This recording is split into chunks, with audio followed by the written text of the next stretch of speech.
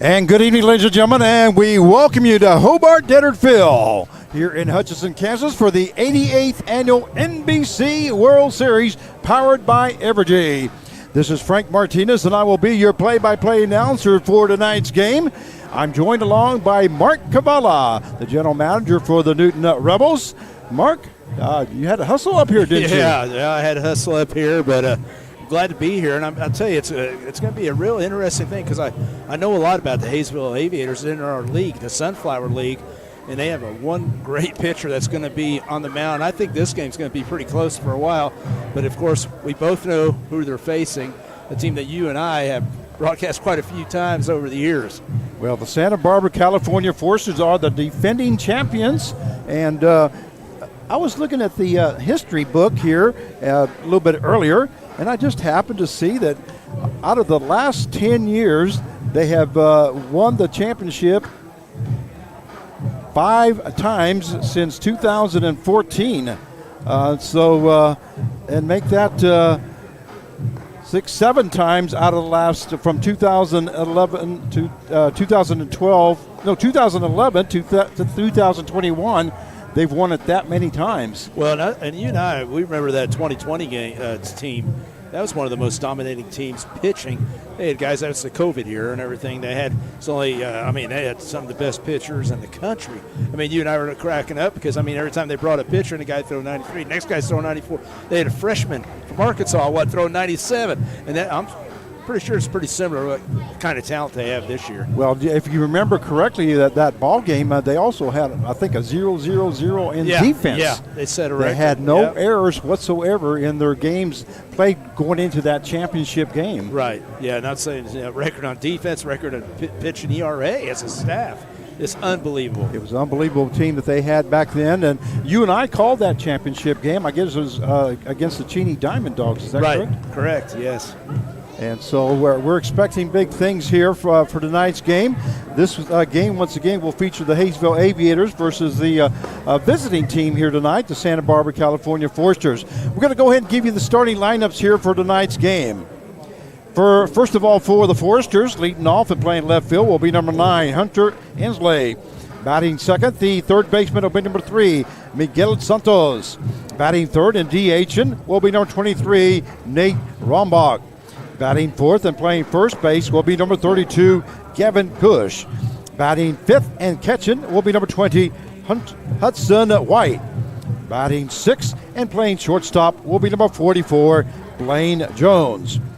Batting seventh and playing right field will be number 14, Sebastian Orduno. Batting eighth and playing center field, that is, number 2, Nick McLean. Batting ninth and playing second base will be number 6, Gianni Horvat. And pitching for the Foresters will be number 24, Graham Osmond. Once again, the head coach for the Foresters is legendary Bill Pintard, assisted by Steve Schuck, Brian Aguilar, Rick Hubbard, Cameron Vega, and Joey Ogren. And now here's the starting lineup for the home team, the Haysville, Kansas Aviators. Leading off and playing center field will be number 34, Paul Whitman. Batting second will be the shortstop, number 29, Trent Maloney. Batting third and playing second base will be number 9, Tommy Davis. Batting fourth and playing third base will be number 2, Trey Bigford.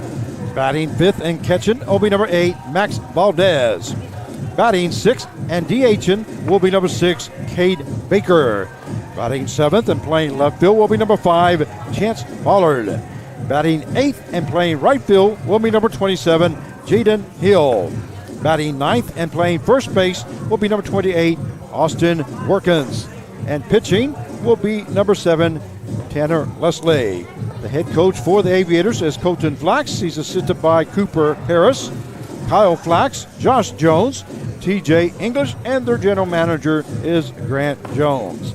And you know Grant real well, don't you, Yeah, Clark? oh, Being yeah, a general yeah. manager on you guys' league. Yeah, Grant's one of those guys. He's definitely a guy that works hard in our league, and like most general managers do. And he's done a lot for the league, and he's coming in, especially from the Jayhawk League. And Haysville Aviators, they compete. They compete, and like I said, that last game we had to play them to get into this game. Now, unfortunately, we lost, but they have guys that they can just hit, and they have some guys that can throw. And so it's going to be fun to see. But like I said, he does a great job in putting a team together, and he definitely deserves to have a team here.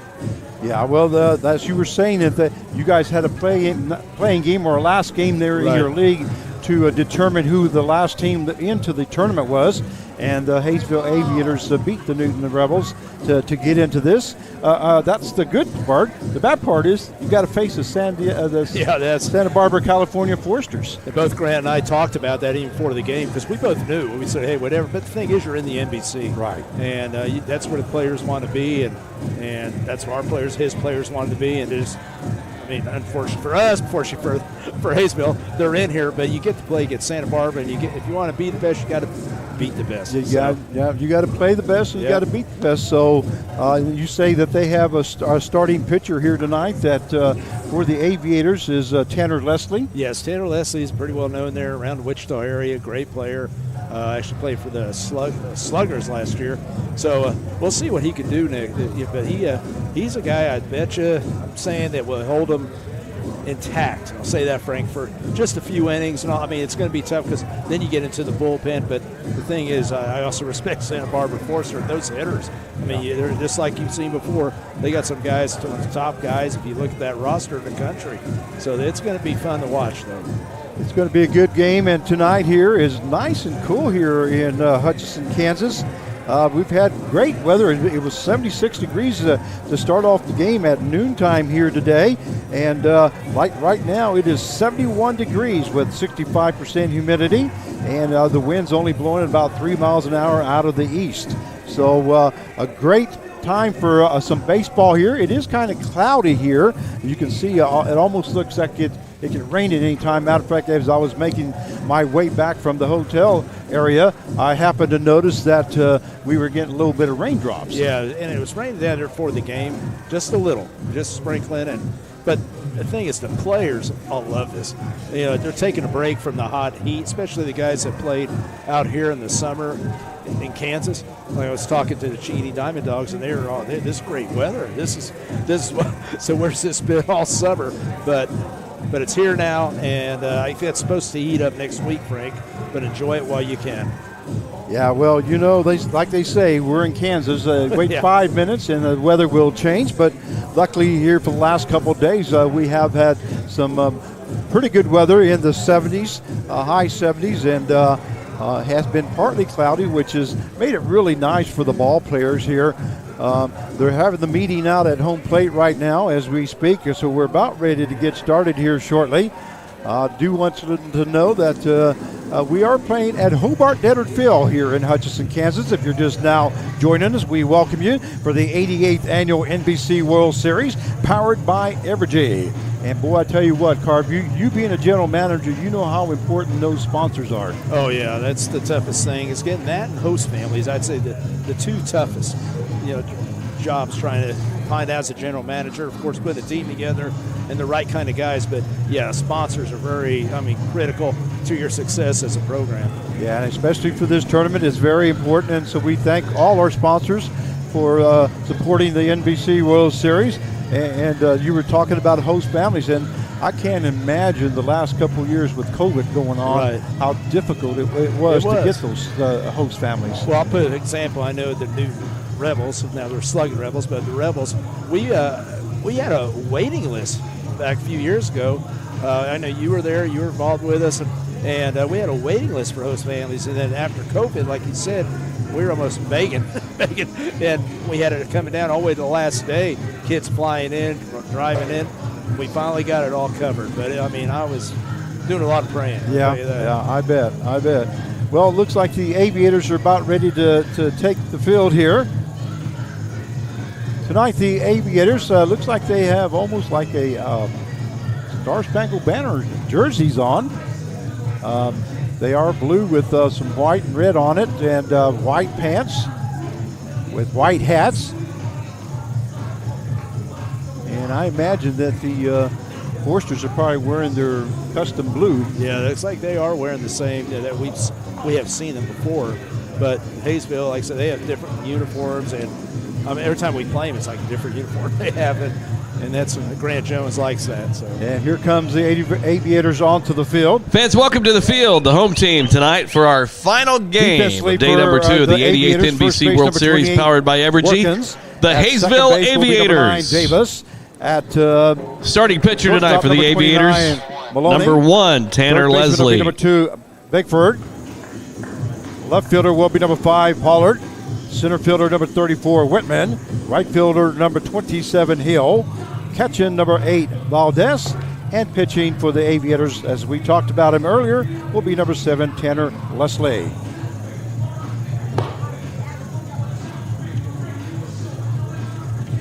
You want to give me some stats there on Leslie? You got any? Yeah, let's see. They say he's very good, like Tanner Leslie from Haysville, Kansas. That's one of the reasons that he played there, because he's from Haysville. But he's 6'2", 190, plays at Pittsburgh State, and he's a 2024 grad. So he's still going to be around for a couple more years. And tonight, our umpires for tonight's game looks like at home plate will be Brian Solier. At first base will be Robert Dickinson, and at third base will be Mark Hutchinson. So those are our umpires here this evening.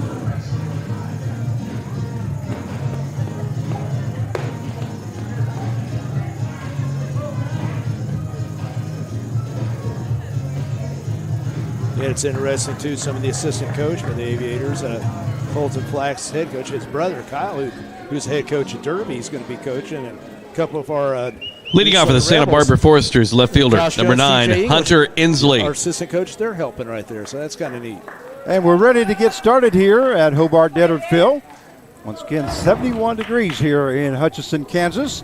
And due up first for the Santa Barbara, California Foresters is the left fielder, number 9, Hunter Inslee. And here's the first pitch by Leslie. That one in there for call, strike 1. So the count goes no balls, 1 strike as we're just underway. It's interesting to have a little talk right that quick after a pitch, but Inslee's from Huntington, Tennessee, 6'1", 185 pounds, and he goes to school at the University of Tennessee. You're going to see a lot of big names that you recognize, especially University of Tennessee, and he's a sophomore. Well, I believe it was last year when they had at least 9 or 10 guys that were from big schools.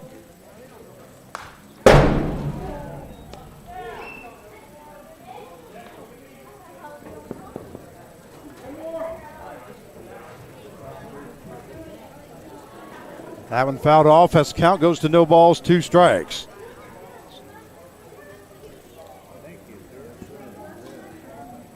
And here's the pitch by Leslie. That one misses outside as the count now goes to 1-2. And you'll see Leslie, he'll throw a variety of pitches. He has a good fastball, and upper 80s, maybe lower 90s. That's just right there. That one misses outside as the count now goes to 2 balls and 2 strikes. He has a good slider. He usually throws about 3 good pitches right there. When he's on, he has all 3 of them, and he's tough to hit. That one fouled off there by Inslee as the count stays at 2-2. Well, Mark, I'm glad that you're joining me here tonight. I'm always enjoy your expertise here as the color. Swing and a miss there, and hung on by the catcher, Valdez. As third baseman, Inslee number 3, down, Miguel Santos. Number 1. So that's the first strikeout recorded by Leslie. That will bring up the third baseman, number 3, Miguel Santos. And Santos, Fort Worth, Texas, 5'10", 170, Dallas Baptist, another Division I school. Fastball in there for call, strike 1. As the count goes to no balls, 1 strike now to Santos, who's playing third base here this evening for the Foresters. Another fastball misses high, and that will even up the count now at 1-1.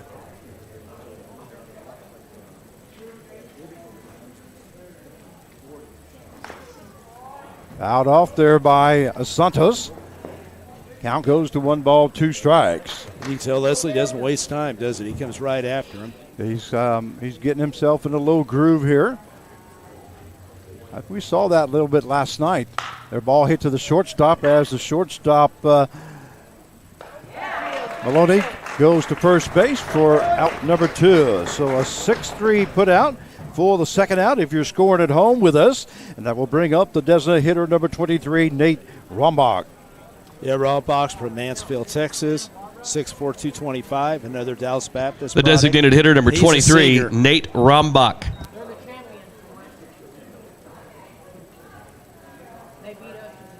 So we got 2 down now here in the top half of the first. And here's Leslie's pitch. Breaking ball just misses high for ball 1. Here's an example of Leslie in league. He's 5-1 in 47 innings pitched, 1.7. That's pretty good. I'd take that on my team. Yep. That one hits the outside corner right across the letters as the count now goes to 1 ball and 1 strike. And he's definitely a sunflower also. Swing and a miss there by Rombach as the count now goes to 1 ball, 2 strikes. Sorry about that, Card. No, that's fine. Yeah, but like I said, he was on the All-Star team, first team. Along with Gillick. Yeah. You had some Gillick. ball players from Newton that made it. That ball is fouled off there by Rombach. Count will stay at 1 ball, 2 strikes. And we did have the All-Star game up here in Hutchinson again. It was a lot of fun and gives these guys an opportunity to play here in Hobart Detter. That one misses outside, and that will even up the count now at 2 balls and 2 strikes.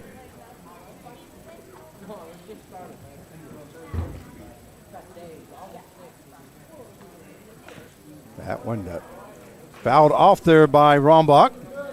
So the count will stay at 2-2. And Leslie's the kind of guy, he'll go inside. He's one of those pitchers. He's a collegiate pitcher, but he will go inside just like that pitch.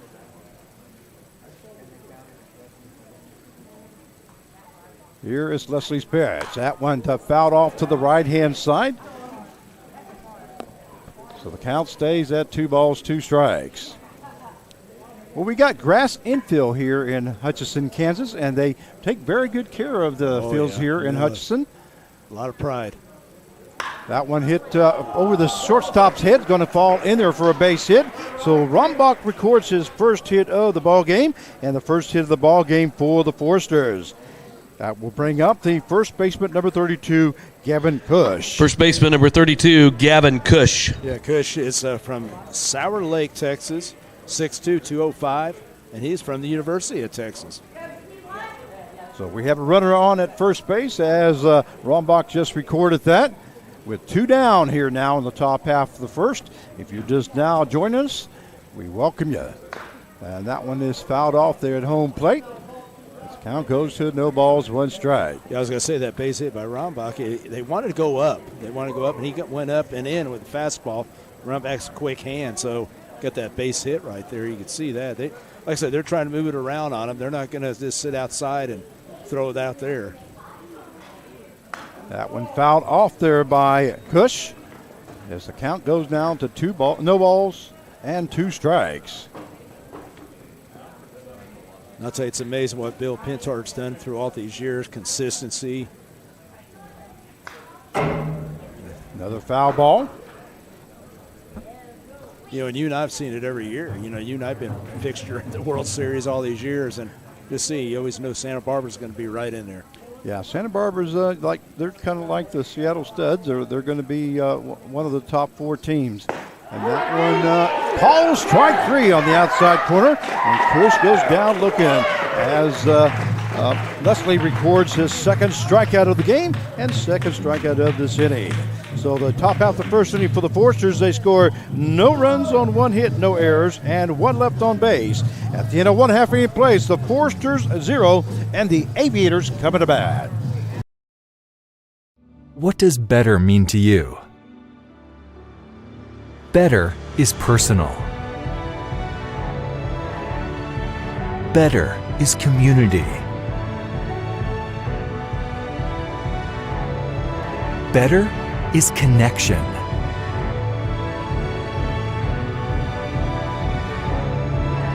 Better is Butler. Butler Community College. Ready for better. At Evergy, seeing energy differently starts with thinking differently about its impact and then committing to doing better every day. As we continue to expand our investment in renewable resources, capturing more wind, gathering more sunshine, we're able to generate power that's cleaner and provide it to you more affordably. Reliable, sustainable, affordable energy that puts you first. That's everything to us. Evergy, the utility company.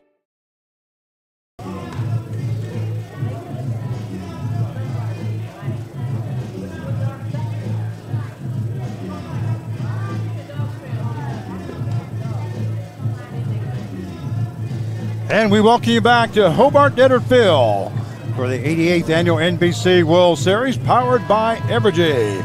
Defensively for the Foresters at first base will be number 32, Fans, welcome to the field tonight. Baseman will be number 6. For the first time, the Santa Barbara Foresters. Shortstop number 44, Jones. Pitching tonight for Santa Barbara, number 24, Santos. Graham Osmond. Left fielder will be number 9, Inslee. Center fielder number 2, McLean. Right fielder will be number 14, Arduino. And catching number 20, White. And pitching for the Foresters, number 24, Graham Osmond. Yeah, and Osmond, the left-handed pitcher. Leading off for the Haysville Aviators. Three-quarter almost center sidearm. fielder number 34, He's Paul from Wilson, Whitman. Colorado, 6'3", 183, from Arizona State, and he's a junior.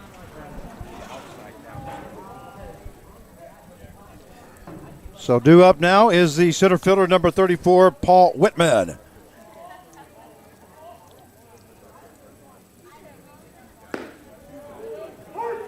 That one in there called strike one as Graham Osmond is underway here in the 88th National Baseball Congress World Series with that first pitch.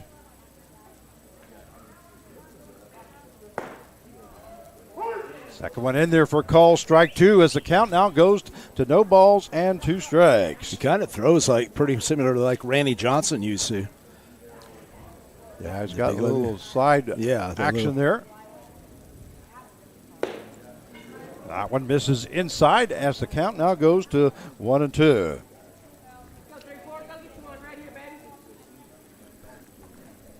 It's always fun looking at their roster, Frank, and see where all these guys come from. Left-handed pitcher there is Osmond. That one misses inside, and that will even up the count at 2-2. Now, Carv, I don't know if you noticed or not, but I got a different chair tonight. Yeah, so that means one thing: I can't see home plate. That's right. We got to reach. Have to reach up to be able to see home plate. The way this press box is, that one lifted into center field. Center fielder McLean backs up, makes shortstop number 29, Trent Maloney. So we have one down now here in the bottom half. The first, that will bring up the shortstop number 29, Trent Maloney. Yeah, Maloney was a pretty hot hitter, too. I was going to tell you, in league in 580. You know, he came on right at the end. And 580, that's pretty impressive.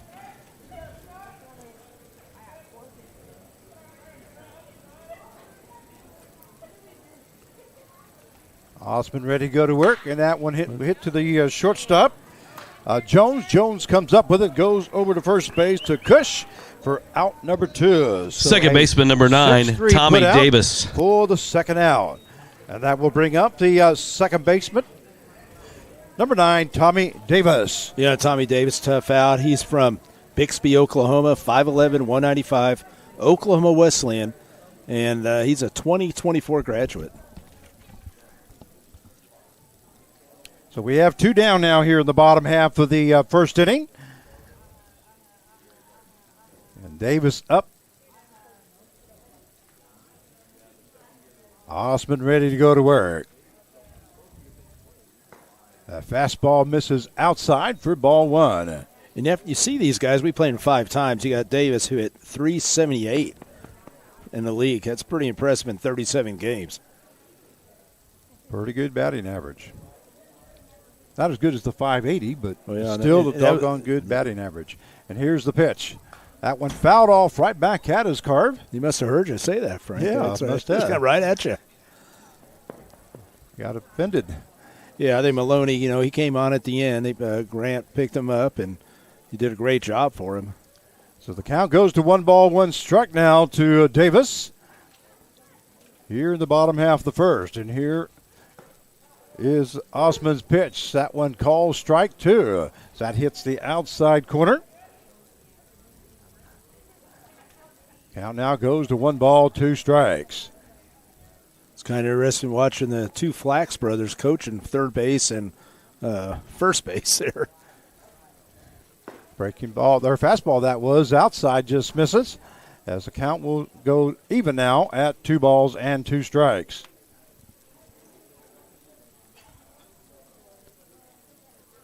Yeah, I kind of like what he's doing right here. He just kind of takes his time right there. He's on the pitch and rubber, but he kind of takes his time a little. Then look at this. Then he goes.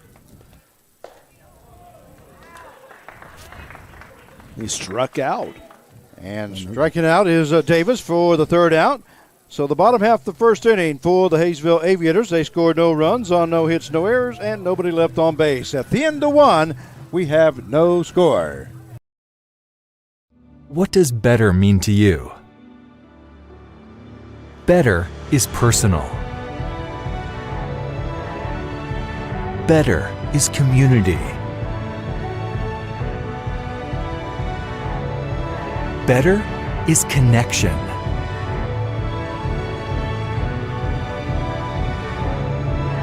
Better is Butler.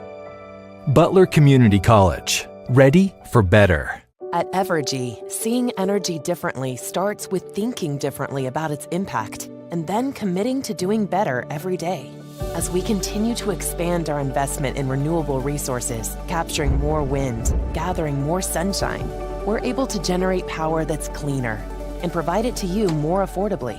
Reliable, sustainable, affordable energy that puts you first. That's everything to us. Evergy, the utility company. And we welcome you back to Hobart Desertville for the 88th Annual NBC World Series, powered by Evergy. This is Frank Martinez, your play-by-play announcer for tonight's game, joined along by Mark Cavalla, General Manager for the Newton Rebels. As we go to the top half of the second inning, no score so far. Due up for the Santa Barbara Foresters will be the catcher. Leading out for Santa Barbara, the catcher number 20, White. Hudson White. Yeah, the big catcher from Keller, Texas, 6 foot, 200, and Texas Tech University, and he is a sophomore.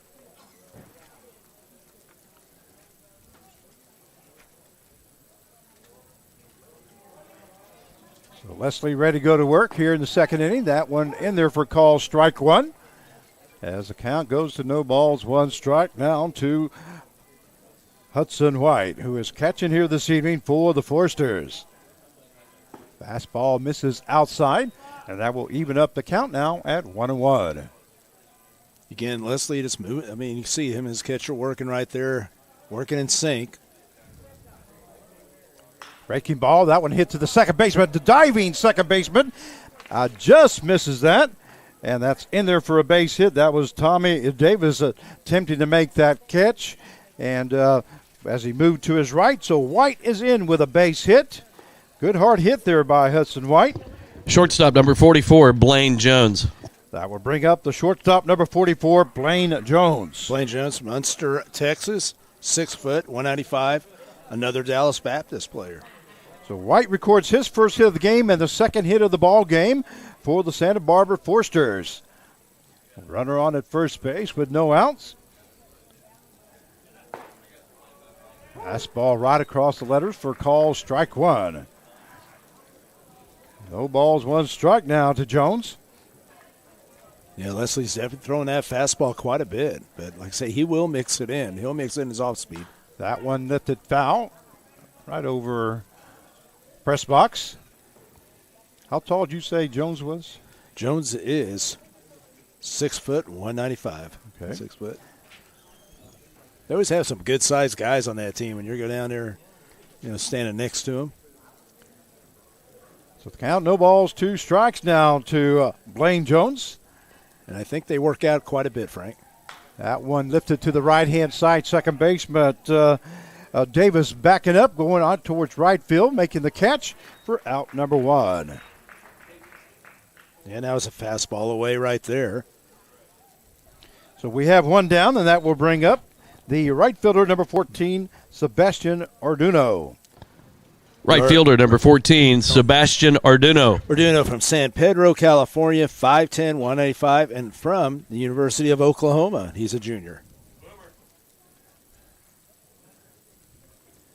1 down now. Runner on at first as White reached on a base hit to start off this inning. That one misses low for ball 1. A couple weeks ago, we had Skip Johnson, the head coach, over at Newton. Watch one of our pitchers. Got to talk to him and congratulate him on his season. That one misses high as the count now goes to 2 balls and no strikes. See a lot of fans still down there in the stands here, Carv. Oh, yeah. You had quite a few there for your ball game. Right. By the way, you're one of the assistant coaches for the Cheney Diamond Dogs. Well, it's like Haysville has a bunch of the coaches from this and the teams. I mean, we try to help out each other in this league. And I've known Pat Hahn forever, so it's the same for years. So he wants me to come down and help out and stuff. So, I'll do it. That one fouled off, and the count will even up now at 2 balls and 2 strikes.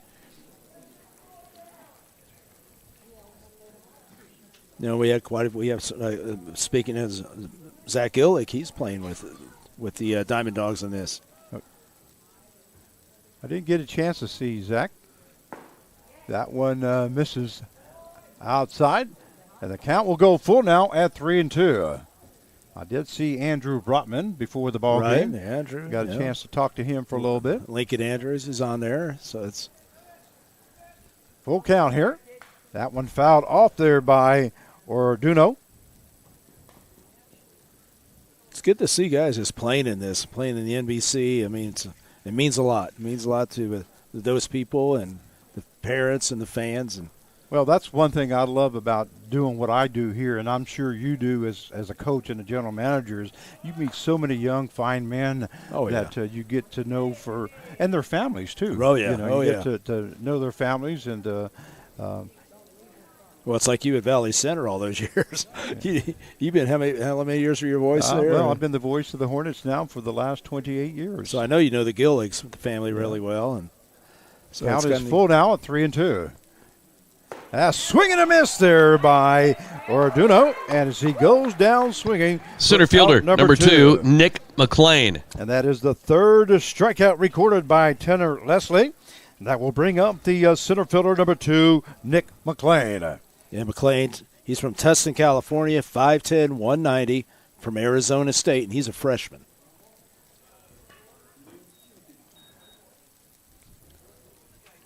Here's the pitch by Leslie. A swing and a miss there by McLean as the count goes to no balls, 1 strike. We got White on at first base as he reached on a base hit as he hit one past the diving second baseman out into center field. And here's the pitch. That one misses high. And the count will now go to 1 ball and 1 strike. It's pretty important right now to Santa Barbara. I mean, for Haysville to keep this game close because the firepower of Santa Barbara. That one fouled off to the left-hand side, and that will take the count now to 1 ball and 2 strikes.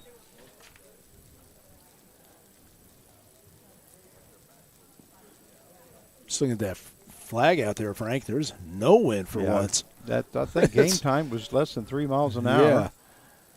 Here's the pitch. That one called strike 3 as he hits the inside corner with a fastball, and he records the 4th strikeout of the ball game, 2nd strikeout of that inning. And at the top half of the 2nd inning for the Foresters, they scored no runs on 1 hit, no errors, and 1 left on base. At the end of 1 1/2, we have no score.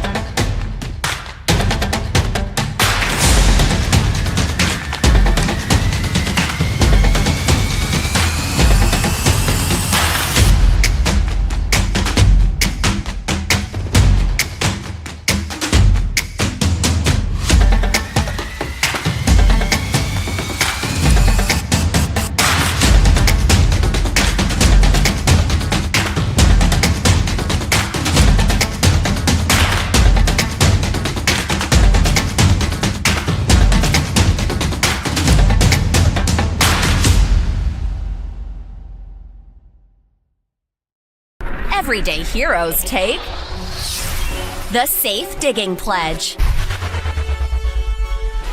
We'll wait 2 full working days before digging.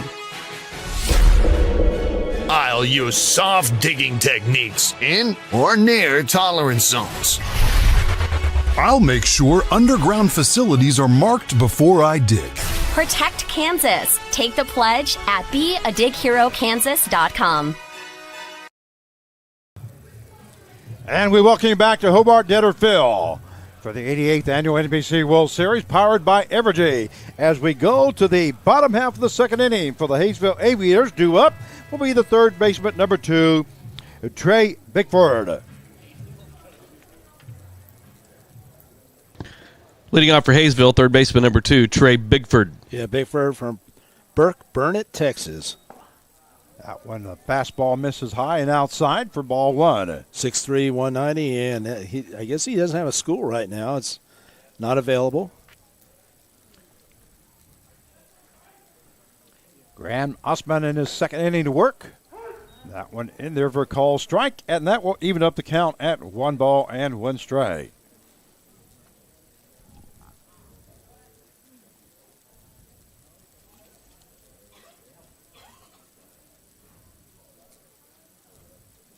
Swing and a miss there by Bickford, and the count will now go to 1 ball, 2 strikes. You know, I'm like you, Frank. I would like to see a radar gun because, I mean, these guys they're dealing. Yeah, last night's pitching was really impressive by both teams, and you always like to see how fast they're throwing. There's another swing and a miss there by Bickford as he goes down swinging for out number 1. Catcher number 8, Max Valdez. That is the second strikeout recorded by Graham Osman. And that will bring up the catcher number 8, Max Valdez. Yeah, from Carefree, Arizona, 6'4", 190, and he's from Colorado Mesa. He's a 2025 graduate. Osman's fastball in there for call strike. This count goes to no balls, 1 strike here in the bottom half of the second inning. We do have 1 down. Fastball misses outside. Tried to nip at the corner there. Yeah, mostly he's just been pitching fastballs. I mean, this hasn't really broken out all his off speed yet. Count is 1-1 now.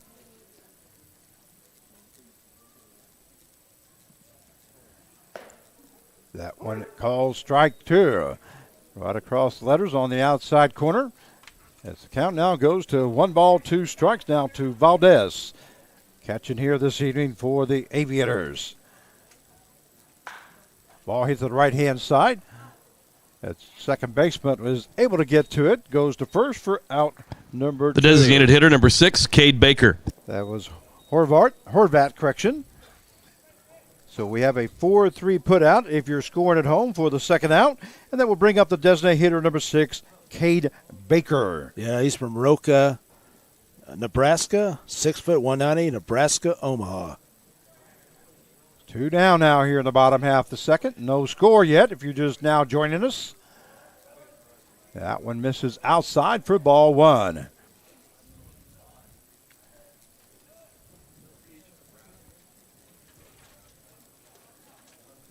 We had a 15-inning game the first game, Carve. Yeah. That one called strike, so that will even up the count now at 1 ball, 1 strike. That's what I understood. That was a heck of a game, huh? It was a heck of a game, especially the score was 1-0 going down to the bottom half of the 9th inning. They came back and tied the game.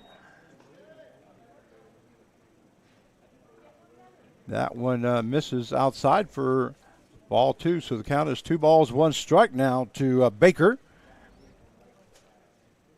And here's the pitch by Osman. That one called right across the knees for strike 2. Even up the count now at 2-2.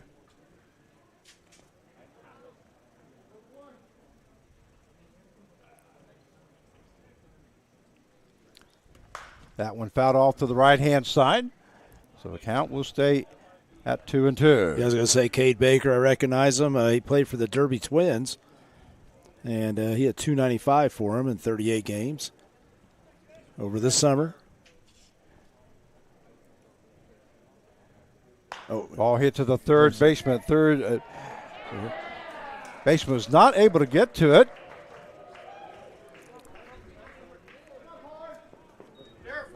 And that's going to be an error on the third baseman. That's Santos. So Baker will be on with that error. And that will bring up the left fielder, number 5, Chance Pollard. Chance Pollard from Troy, Alabama, 5'9", 180, and he plays at Stetson.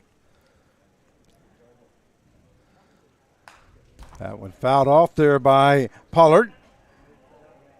Baker on at first base with 2 down here in the bottom half of the second inning.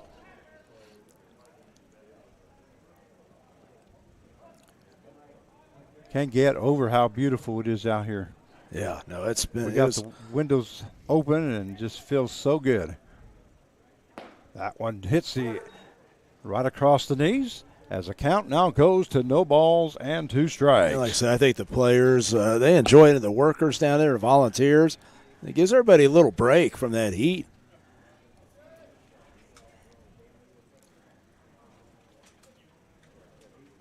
That one fouled off by Pollard as the count will stay at no balls and 2 strikes. Now, this is Friday evening. Are you going back home here tonight? Or yeah, I'll go back. You got to go back home to Wichita? It's not that far. It's not, 40 minutes where I live, so.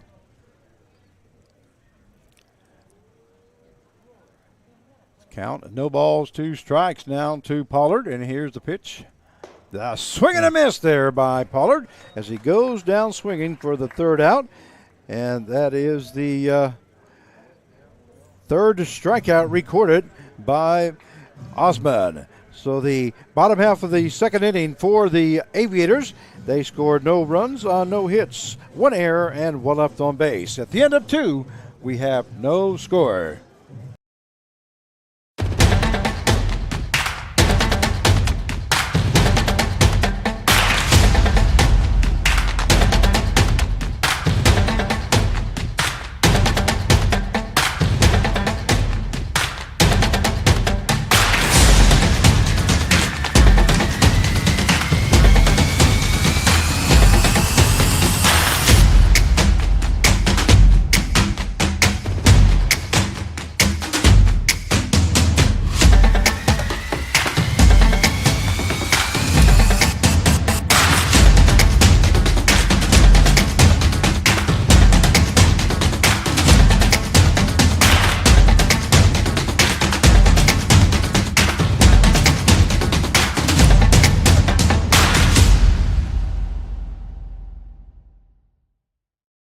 Everyday heroes take the Safe Digging Pledge. We'll wait 2 full working days before digging. I'll use soft digging techniques in or near tolerance zones. I'll make sure underground facilities are marked before I dig. Protect Kansas. Take the pledge at beadigherokansas.com. Yanni Horvat, and he lines a line shot out into center field, is on with a base hit. So again, we welcome you back to Hobart Deadard Field for the 88th Annual NBC World Series, powered by Evergy. Up now for the Foresters is left fielder, number 9, Hunter Inslee. Hunter Inslee from Hennington, Tennessee again. First pitch in the ground for ball 1. He's the leadoff hitter for him, and he was struck out his first at bat. So Horvat swung at that first pitch and lined it out to center field to get on. That one hit to the right-hand side. That's going to be past the diving second baseman as he moved to his left, and he goes to – now they're going to have a runner caught up between first and second as Inslee was rounding first base, and now they're going to come in home, and that's going to be safe at home. A great job there by the Horvat, who was watching the rundown and all of a sudden decided to take off towards home. And at that time, the shortstop was had to make a sidearm throw to home plate. Yeah, it's momentum's taking them right there. They handle that all wrong. It's too many throws. I think, you dead sprint at them, and that's what you got to do. You don't – I always say dancing with the runner right there. And he danced with just dead sprint, and I don't think he would have scored. Well, like you say, they had one too many throws, and by the time they were kind of handcuffed at the time, had nothing to do. Now the runner is safe at first base. That's Inslee, as he recorded his first hit of the ball game. So a run does score. Yeah, Frank, the more throws you have, the more apt you're going to probably throw it away or something bad's going to happen. Now batting is the third baseman, number 3, Miguel Santos. That one is fouled off to the left-hand side, and that will take the count now to 1 ball and 1 strike. Yeah, and that's something that summer teams really don't get to practice like you do in college. But, yeah, that was just, way too many throws. You don't get to practice that. Not only that, but in some cases you bring players in. Right. And so those players may not have that many games that they were able to practice that. So. Well, and each university or college, whatever, they might have it do it different. So it's that one. Call strike 3, and Santos goes down looking for out number 1. But I've learned through the years that just dead sprint at him, and the runner's not going to expect that. You get the quick out. And that is the 5th strikeout recorded by Tanner Leslie. Brings up the designated hitter, number 23, Nate Rombach. Yeah, Rombach had that base hit there in the first.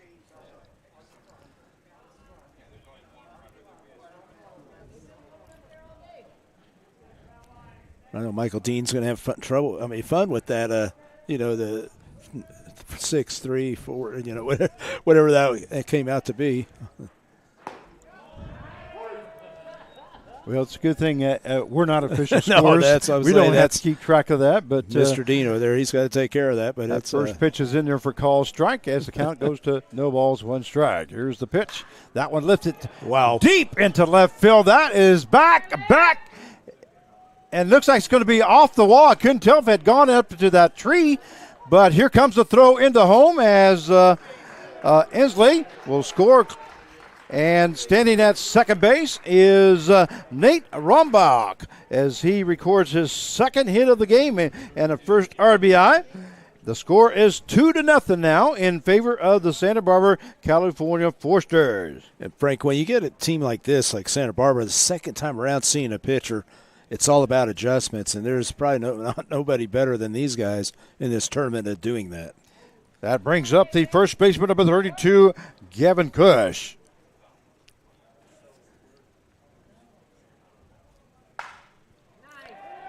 Deep fly ball into right field. Right fielder is coming in a little bit now. Now makes a catch and a throw way.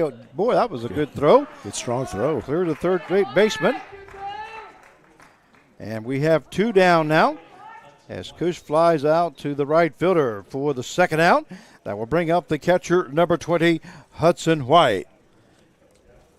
And I'm talking about this game is all about adjustments right there. And you could see these guys, they probably, hey, let's jump on Leslie's fastball early. And that's what they're doing right now. So 2 runs have scored here with the runner now on at second base and 2 down. 2-0 in favor of the Forsters. That one misses high by Leslie. I got to give my shout out here now. Oh, every game I try to give a shout out. I'm going to give this shout out to John and Kathy Shin from California. We hope you're listening in. You know who John Shin is, don't you? Oh, yeah. I called him the legendary coach, John Shin,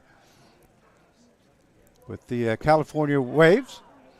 That one misses low for ball 3. The count is 3 balls, no strikes. Won a few games there, I'd say. Yes, his career. He's had quite a career here at the NBC World Series. Every time I introduced him, I always called him the legendary coach John Shin. That one misses high for ball 4, so he will take the walk. And if those of you might wonder, well, who is this John Shin that you're talking about? If you ever been to the NBC World Series and you saw a coach with the shin guards on, or sitting near the dugouts on a bucket. He always would come out to the pitching mound to talk to the coaches. He was a pitching coach, and would talk to the pitchers. He was always wearing his shin guards. Yep. So John and Kathy Shin, we hope you're enjoying the ball game, the broadcast here this evening. If you are watching, if not, maybe you'll catch it some other time. I'll send you a message, let you know that I gave you a shout out.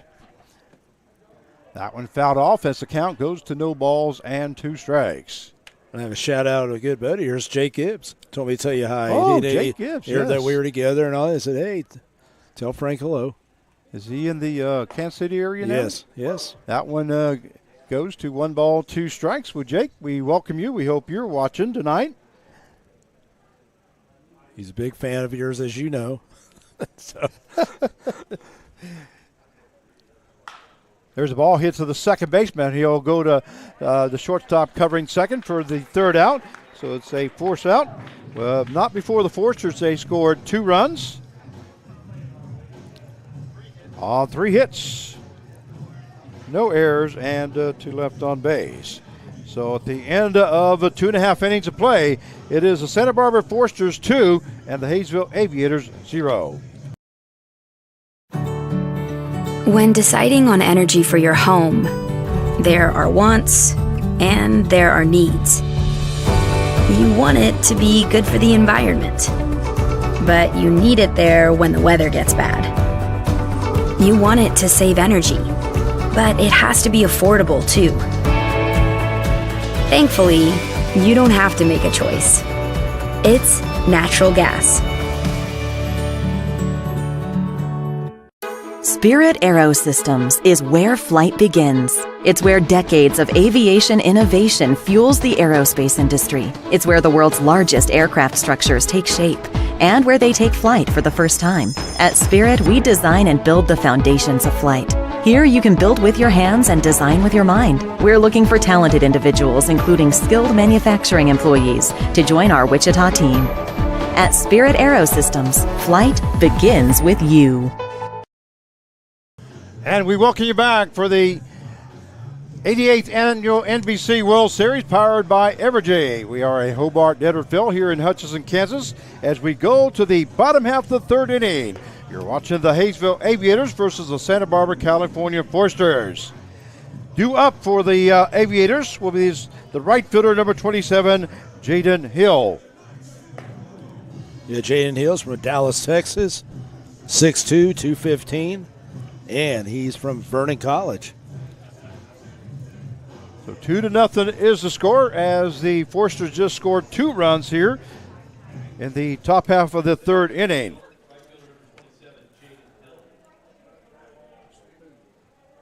Jaden Hill, right-handed batter, now coming up. And Osman ready to go to work in his 3rd inning of work. That one fouled off there by Hill. And I was going to say right here, I mean, how the Osmonds is doing a great job. I mean, it's going to be interesting to see Haysville. That they need to get something going, especially when they get around second time around against him. That one lifted into right field as the right fielder is backing up. That's Arduino makes the catch for out number 1. That will bring up the first baseman, number 28, Austin Workins. Yeah, Austin Workins from Haysville, Kansas, hometown guy there, 6 foot, 215. He plays his ball at Pittsburgh State.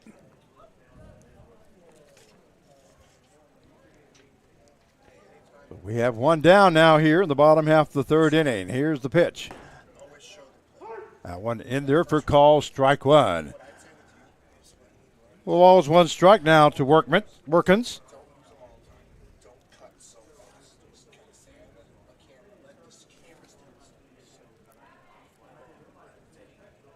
Swing and a miss there by Workins as the count now goes to no balls and 2 strikes. You know, and Haysville still looking for their first hit. Hausman doing a good job here this inning. That one misses high fastball. The count will now go to 1 ball, 2 strikes. And I would think, Frank, with his delivery, like that against lefties, that's got to be pretty tough. I mean, pick up and side, kind of look at that.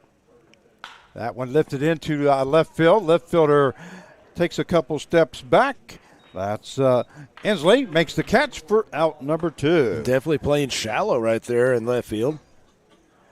So we have 2 down now here in the bottom half of the third, and that will bring up the center fielder, number 34, Paul Whitman. Yeah, Whitman flew out his first at-bat. But second time around, here we go. Let's see what kind of adjustments each guy makes.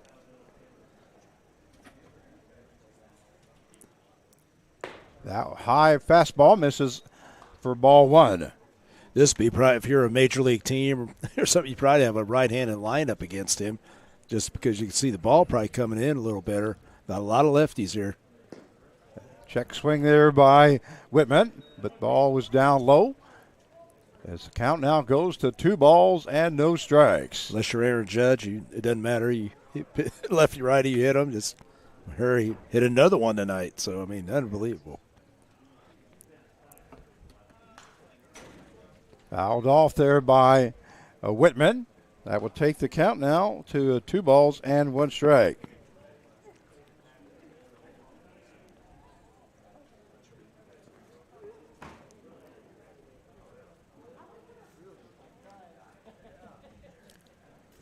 Here's the pitch.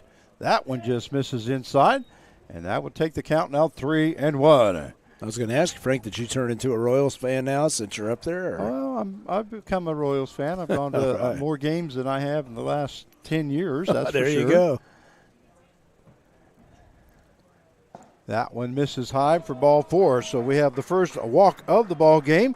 Give it up by Osmond. And Whitman will be on at first base.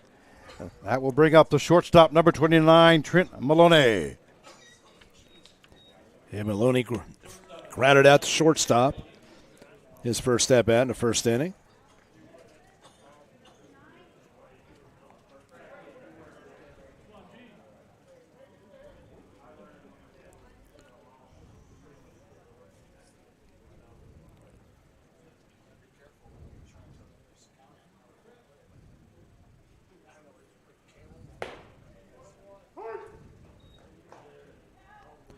Yeah, like I said, he has some movement, some late movement there. With that strike right there. That's, I mean, right down there. But that's some late movement.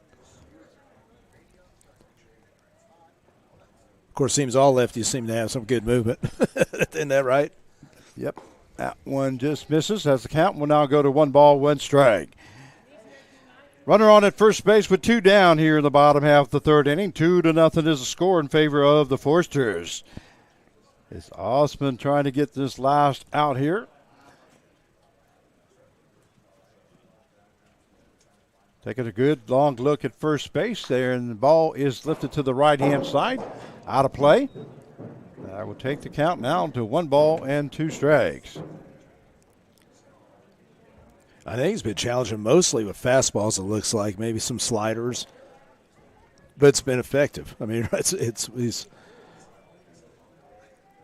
Haysville, they've fouled off quite a few pitches, but just can't make consistent hard contact.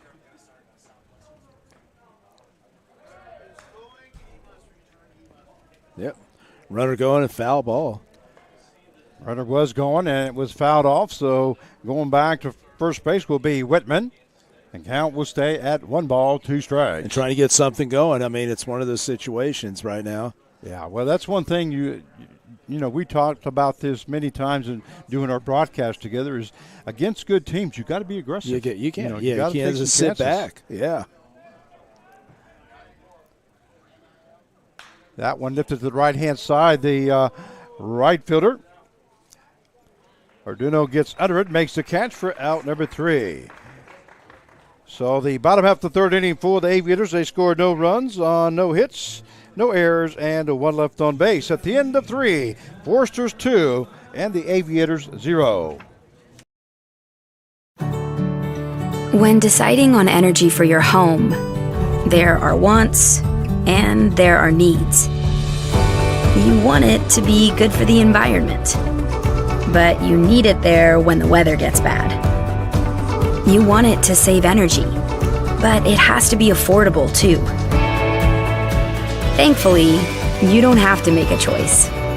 It's natural gas.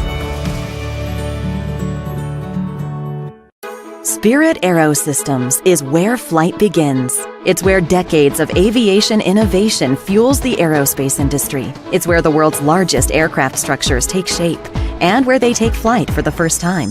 At Spirit, we design and build the foundations of flight. Here you can build with your hands and design with your mind. We're looking for talented individuals, including skilled manufacturing employees, to join our Wichita team. At Spirit Aerosystems, flight begins with you. And we welcome you back to Hobart Desert Phil here in Hutchinson, Kansas for the 88th Annual NBC World Series powered by Evergy. As we go to the top half of the fourth inning, 2-0 is the score in favor of the Santa Barbara, California Forsters. Due up is the right fielder, number 14, Sebastian Arduino. Yeah, Arduino struck out his first time. The Sooner is up again here. Here's the pitch. That one misses inside for ball one. Frank's going to see out with Leslie right now. I mean, he's going to be going up there. It's going to be the third time around pretty soon against these guys. But he's still throwing pretty hard. I couldn't see whether that was a ball or strike. There's a ball there. That one fouled off there by Arduino. I believe it's 2 balls, 1 strike now. There you go. Like I said, Leslie he works fast, too. The catcher gets it right back to him, and he's ready to go.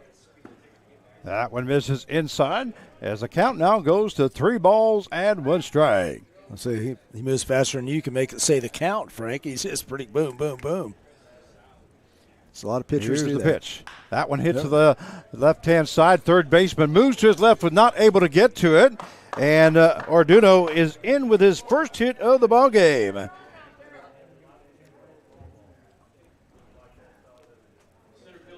That is the 6th hit of the ball game for the Forsters. Now batting will be the left fielder, number 2, Nick McLean. Yeah, McLean, he struck out his first at-bat. That's back in the second inning. So we do have a runner on at first base. That one hits McLean on the foot there, so he'll be going over to first base. So just like that, we'll have runners on at first and second now. As Arduino recorded a base hit and McLean reaches on a hit batsman. That will bring up the second baseman, number 6, Gianni Horvat. Yeah, he's the one who started off in that third inning with that base hit. He is 1 for 1 here this evening, has scored 1 run, and he's laid down a bunt, just what you would expect from Bill Pintard's baseball teams. It's a sacrifice, 1-3 for out number 1, and the runners move over as Arduino goes to third, and McLean moves to second base. And that will bring up the left fielder, number 9, Hunter Ensley. This one you and I talk about, especially the Seattle Studs, and I mean Santa Barbara, they have these really good players, but they buy in. They buy into the bunting and the execution, the hit and runs, and if you don't, you're not going to play for them. Well, I saw a ball game earlier, and I won't mention the teams, but I saw a ball game earlier where there was bunting situations, and they could have won the ball game, but it just seems like the guys – every time they'd go to bunt, they were shaking their heads like they didn't know what they were doing. Yeah, and it's sad because the bats were way back here, and where they should be up front, and you could just tell that they hadn't been taught very well on how to bunt. That one in there for a strike as the count will now go to 1 ball, 1 strike. You notice right there, everybody knew he was going to bunt. What did he do? He flipped over and just squared up and just put it down. Yeah, he did. Where he could see it and just laid her down. So the count is 2 balls, 1 strike now to Ensley. He wasn't trying to get a hit out of it. He was moving the runners. Had one job to do, and that's to move those runners over. There's a fly ball to the right-hand side. It's going to be out of play.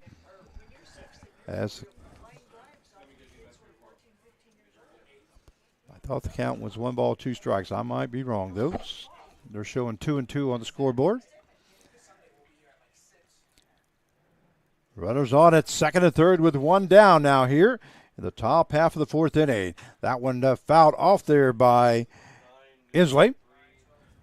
No, I've been fortunate, been involved with, I believe, 8 championship teams in my career as a coach. And the thing is, it's like guys bought in. I mean, guys bought in. The tough time for me is when the teams where guys didn't buy in, and you lose close games.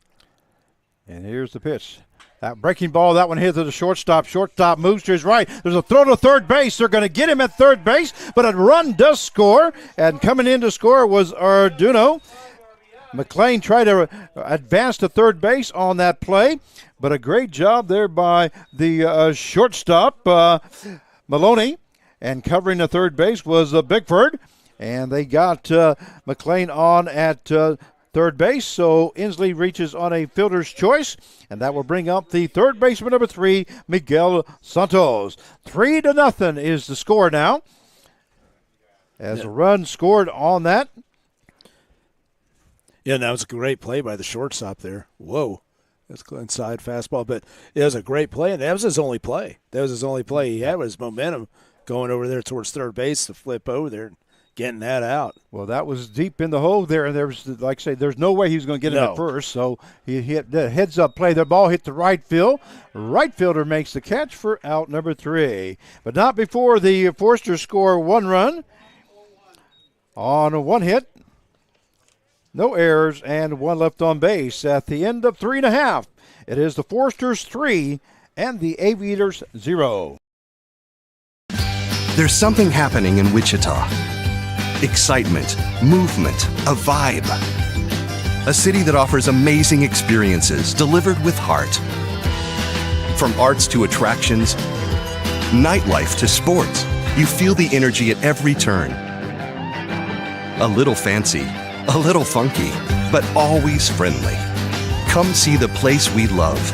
We think you'll love it too. Discover more at visitwichita.com. Seeing the world of energy differently means looking forward and innovating now. It's why we've invested in a next-gen infrastructure, one capable of providing energy to you more dependably than anything before it, so you can focus on what matters most. Reliable, sustainable, affordable energy that puts you first. That's everything to us. Evergy, the utility company. The NBC World Series, powered by Evergy, is brought to you by Butler Community College. Enroll now at butler.edu and by Evergy. Reliable, sustainable, affordable energy that puts you first. And we welcome you back as we go to the bottom half of the 4th inning. 3-0 is the score. It is Santa Barbara Forsters 3 and the Haysville Aviators 0. Due up is the second baseman, number 9, Tommy Davis, for the Aviators. That's a story so far. It's definitely Graham Osmond. Fastball misses high for ball 1. This does remind me like the World Series that you and I covered a couple of years ago where they were in there just nobody was getting hits. And here's Osmond's pitch. A swing and a miss there by Davis as the count now goes to no balls and 2 strikes. And the thing about Santa Barbara, they'll just keep like executing, keep scoring here, keep adding that, get a lot of separation going in the score. And fouled off there by Davis. And it's one thing right now. Haysville, they want to stay close. They have to stay close and hope for that big inning or just maybe get a run or something right here.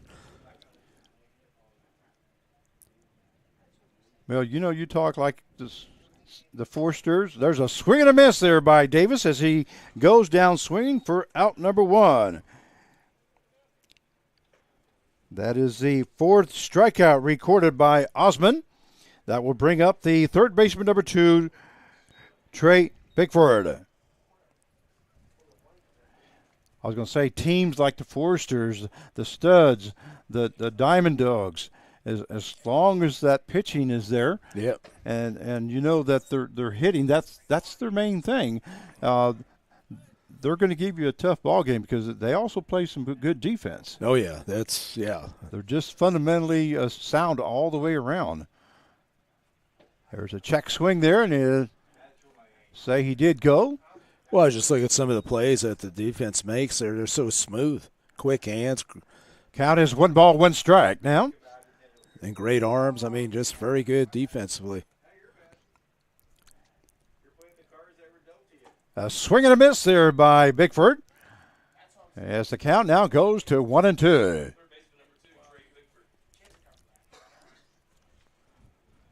Bickford struck out in the second inning and trying to prevent doing that again. Yeah, he's 0 for 1 here this evening. Here's the pitch. That one misses low for ball 2. That will even up the count now at 2 balls and 2 strikes. 1 down here in the top half of the 4th. Correction, the bottom half of the 4th. 3-0 is the score. That one. Wow. Call strike 3. And the Bickford was saying that struck his jersey. But umpire rung him up for out number 2. Second strikeout of this inning. And that is the 5th strikeout recorded by Graham Osman. That will bring up the catcher, number 8, Max Valdez. Yeah, Valdez grounded out second base in the second inning. That one hit to the right-hand side, going to be out of play. Frank, I said earlier, he's tough on lefties. This guy's tough on righties, too. Yeah. I mean, either way. And like I said, he bust in that angle of the pitch coming right in that you saw right there on Bickford. That was a tough pitch right inside like that. So he's I don't know, man. It's tough to figure out. I mean, when you sit down and get together and talk to the guys and say, what are we going to do here?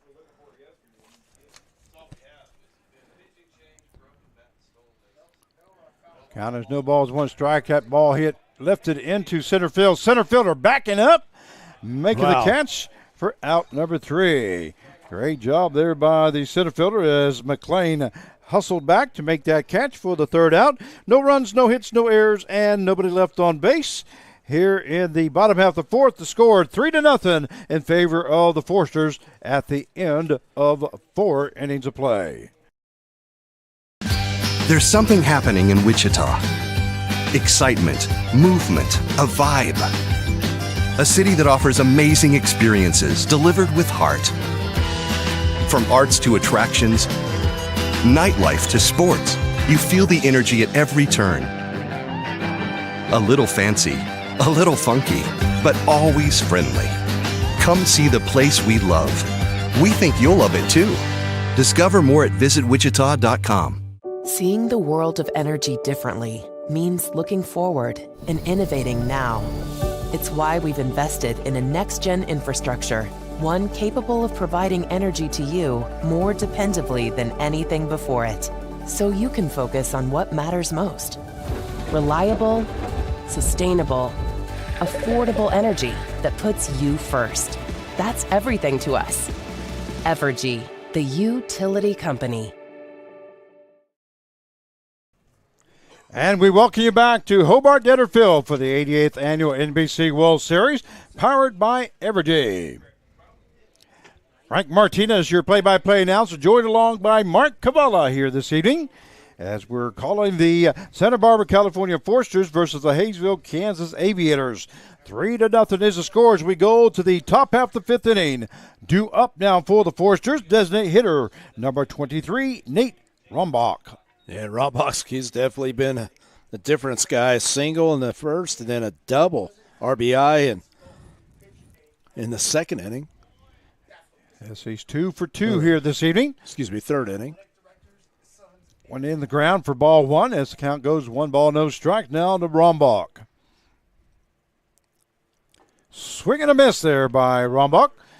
And that will even up the count now at 1-1. And you never talk about Leslie. I mean, he's doing a great job. This is their best pitcher right here. Swing and a miss there by Rombach. That was a good fastball there. Yeah. Yeah, it looks like he can compete with this, he's team. going to compete. Yeah, he said he So did the it count all goes summer. to 1 ball, 2 strikes.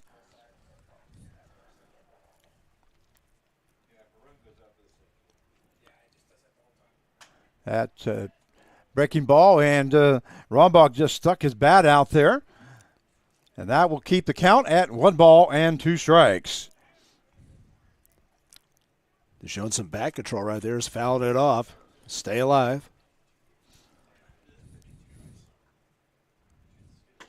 Breaking ball just misses low and outside, as that evens up the count now at 2-2. You know, Leslie has that little hesitation. He trying to mess up with the. That one fouled off by Rombach. Well, I've noticed something here on his delivery. Watch his left foot. Yeah. On a fastball, he just comes in hard, but on the breaking balls, he kind of has a little. Well, that time he just stepped hard that time. Yeah. I think he's just mixing it up. Yeah, he's just just that little mixing it up. hesitation right But there. he's got a little hesitation on his left foot there. Oh, he knows what he's doing. Kind of a little kick. Yeah, he knows what he's doing. He knows how to pitch. So the count stays at 2-2. There he goes. There's that breaking ball I was talking about. Did you see that? Yeah, just stops, and he's trying to get the hitter, off because the guy's taking his step to get his front foot down. Just throw him off just enough, but you watch it, and we'll see what he does here. And that's his call. It's not the catcher. He's gonna. Fastball just misses outside, and that will take the count to full at 3-2. Boy, it's a good eye right there because I thought that might have been close enough. That was awful close. The break. Looks like he did go. And the umpire calls him out for out number 1. That is a strikeout. Yeah, it doesn't look like he strikes out a lot, I bet.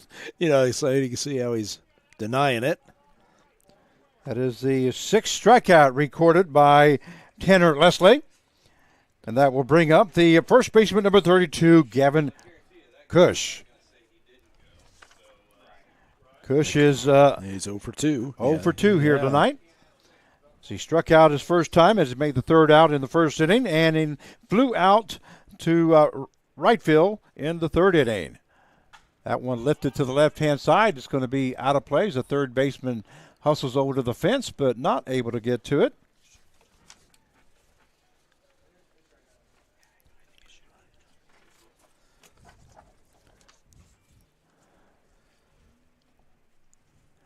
So the count is no balls, 1 strike now to Cush. Does that thing tell you how many people are watching?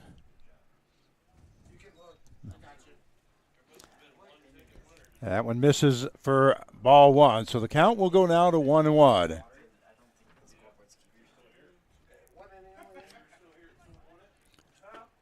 Wow. That one just misses inside. And the count will go to 2 balls and 1 strike to Gavin Cush, who's up for the 3rd time here in this ball game. There's ball is fouled off there by Cush.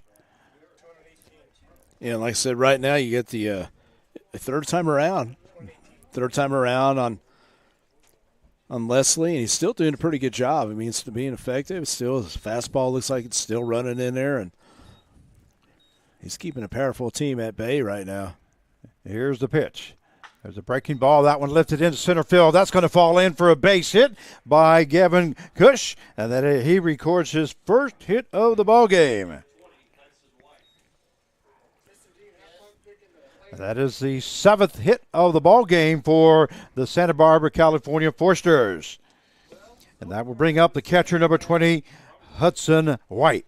Yeah, Hudson had a base hit in the 2nd, and then he also in the 3rd had a walk. So he's 1 for 1. Well, they just told us that there's 218 viewers here this evening checking in on this ball game. We welcome you all. Don't know where you're all from, but we hope you're enjoying the broadcast. Good ball game, 3-0 is the score, as we are in the top half of the 5th inning. Wherever you're from, we welcome you. That breaking ball in there for a call strike, and that will even up the count at 1 ball and 1 strike. Yeah, definitely a good competitive game, and that's what we talked about before the game here. There, our pregame, we were saying, hey, with these pitchers, right? And I think we had forecasts that would give us a good outing, and they sure have here so far for 5 innings. 1-1 the count. Runner on at first base. Here's the pitch. That one just misses inside as the count goes to 2 balls and 1 strike. Again, Tanner Leslie's one of the top pitchers in the Sunflower Collegiate League, and he's definitely showing that tonight to the fans. Well, I have not followed the league this year like I have in past years, but you have, and so he's showing it tonight. Yeah, I got to see him. I believe you because with the Dude Slugger Rebels. Yeah, I see. There, and that one misses for ball 3, so the count will now go to 3 balls and 1 strike.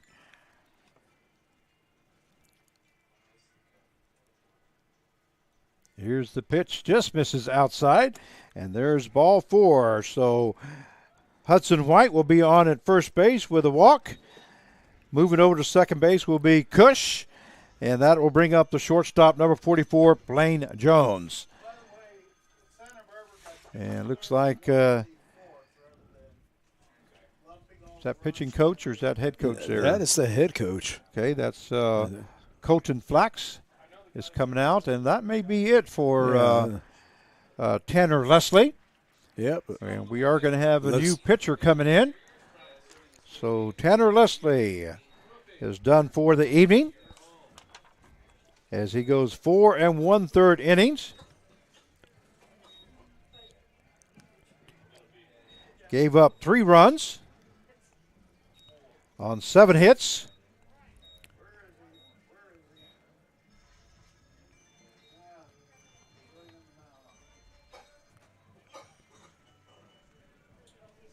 And had a total of 6 strikeouts.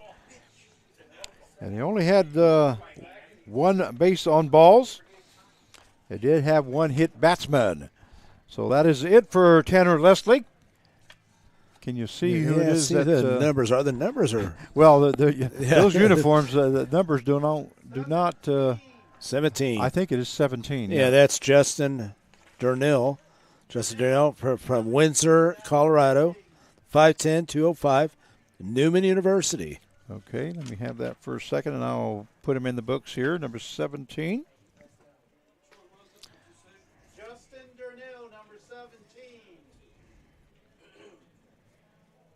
Your attention, now pitching for Haysville, number 17, Justin Durnell. So Justin Durnell comes in now for the Haysville Aviators. And, yeah, like I said, I've seen him throw before, submarine guy. And usually, I mean, against us, he went like maybe 1 2/3 innings. Very effective, though.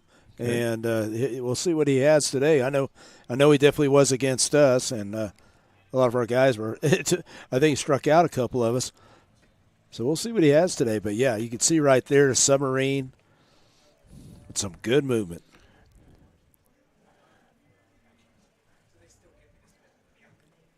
I just think, hey, if he's not going to last long, he'll just be here like an inning or 2 or whatever. So maybe just this inning, then they'll have somebody else. And well, the bullpen is out in left field for the Aviators. So we'll be able to see somebody getting up and warming up as you're talking about. Right. Is a submarine pitcher, Justin Durnell. No, he does a good job, like I said, doing it. He usually, like I said, when I've seen him, I saw him in another game too, and just throwing strikes. But every game's different, so we'll see. This is the big stage right here. 3-0 is the score here in the top half of the 5th. There is runners on at first and second. Both those runners would be recorded under Leslie if they do score. Due up now is the shortstop, number 44, Blaine Jones. So Durnell ready for his first pitch of the ball game. Breaking ball misses outside for ball 1. Yeah, Jones flew out to second base and also grounded out to second base earlier in the game.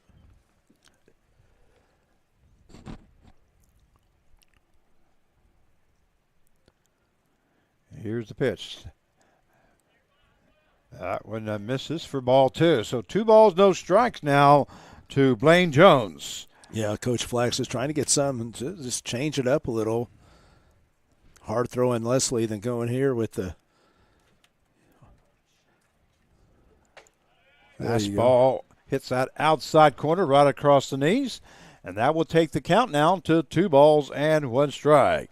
Cush is on at second base as he reached on a base hit, and then White reached on base on balls, moving Cush over to second. That one outside as the count now goes to 3 balls and 1 strike. This could be an interesting pitch right here because he's trying to throw that strike, bring it up a little.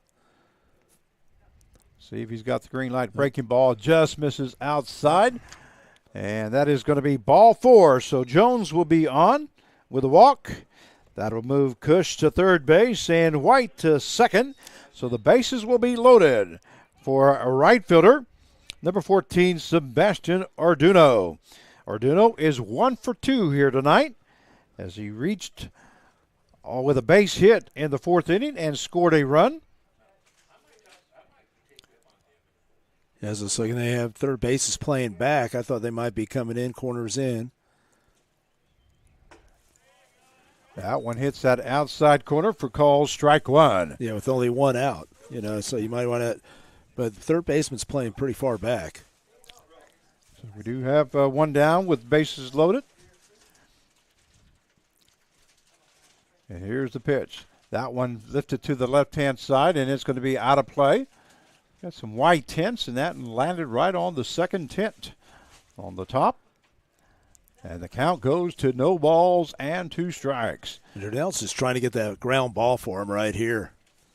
Trying to get that pitcher's friend, that double play. Here's the pitch. Oh, breaking ball. Call strike 3. Great pitch there by Darnell as he changed it up, and Arduino just stood there and looked at it for call strike. So Darnell records his first strikeout of the ball game. That is the 2nd out of the inning.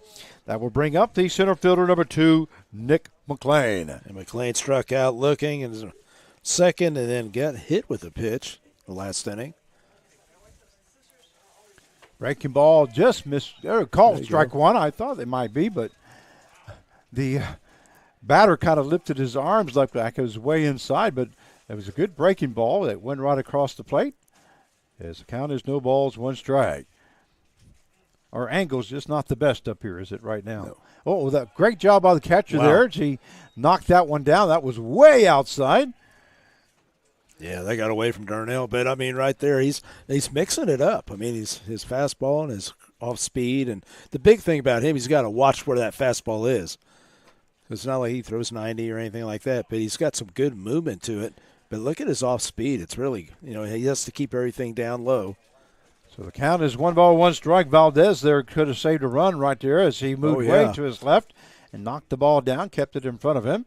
Here's the pitch. A swing and a miss there by McLean as the count now goes to 1 ball and 2 strikes. And I'm telling you, these guys do not like this kind of pitcher. I mean, right now it's a different angle. Well, that the fastballs have been a little bit faster than his, and he's really mixing it up here. There's the fastball that misses outside. That will even up the count now at 2 balls and 2 strikes. It's going to be interesting right here. This is the big pitch right here because I think if he's going to throw his off speed, we'll see what happens. Like I said, he definitely knows what he's doing. That one breaking ball just misses outside. So that will take the count to full now at 3-2. With the bases loaded and 2 down, the runners will be taken off on this pitch.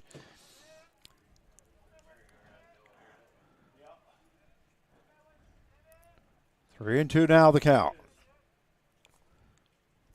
Fastball is going to be lifted to the shortstop. Shortstop backing up, makes the catch for out number 3 for the 3rd out. So the top half the 5th inning, they score no runs on 1 hit, no errors, and 3 left on base.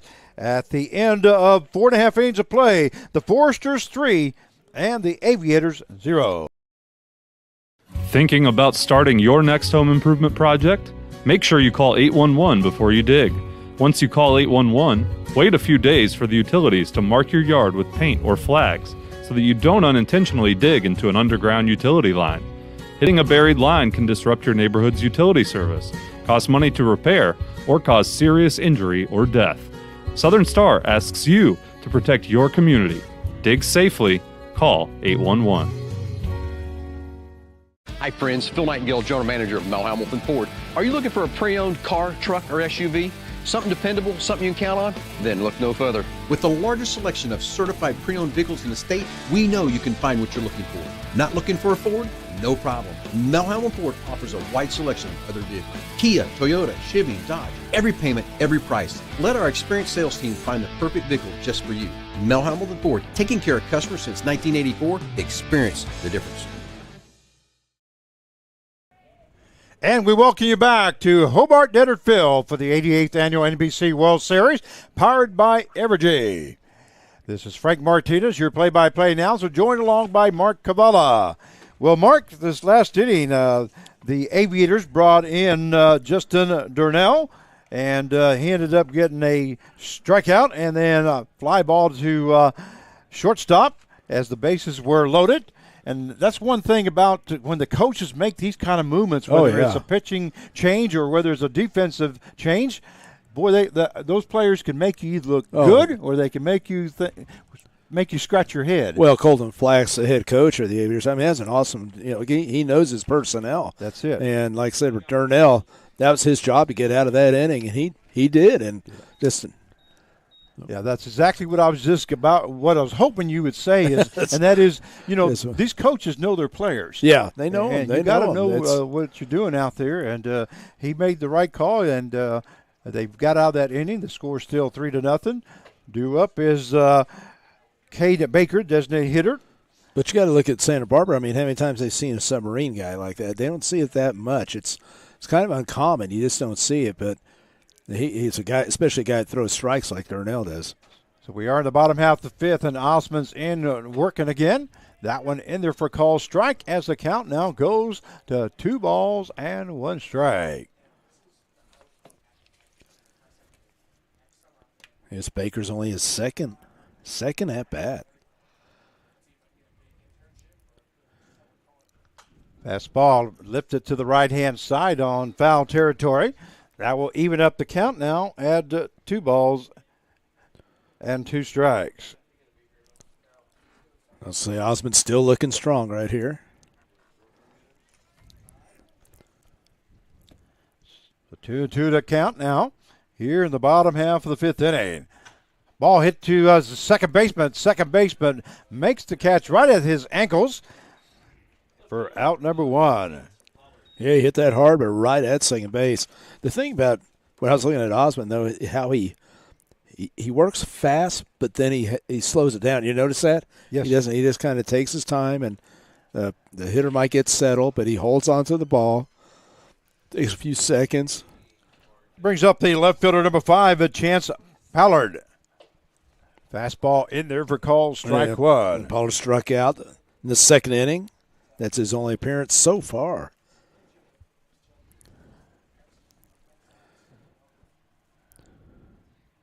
That one misses inside, and that will take the count now to 1-1. And being up here, Frank, you could see how he slings it across, how that ball just cuts right into the hands of the right-handers, the hitters. Swing and a miss there by Pollard as the count now goes to 1 ball, 2 strikes. 1 down here in the bottom half of the 5th. 3-0 is the score in favor of the Forsters.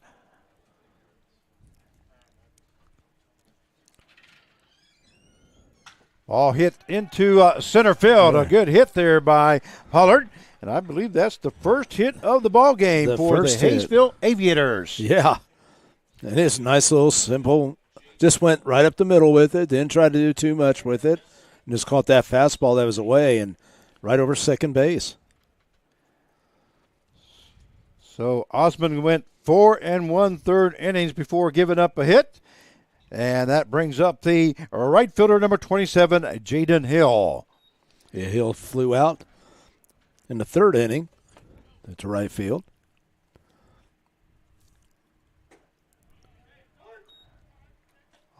Osman's pitch is in there for calls, strike one. I always like that when pitchers, give up a hit, but they come boom right back with a strike. It's not going to affect him. I can tell you that. 0-1 now the count. And here's the pitch. That one fouled off, so the count will now go to no balls and 2 strikes.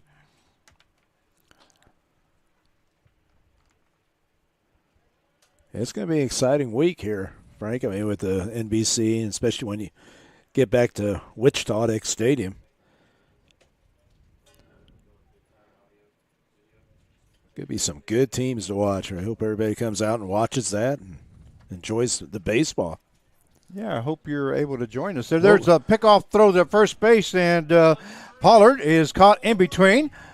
See, and they do tag him out at first base. That was the pitcher covering Osman for the tag out. 1-3-4-1 is the official call by our official scorer, Mike Dean, Hall of Famer Mike Dean. And he was right on that because it's tough when you see that ball thrown all around, something like that, but he was right on it.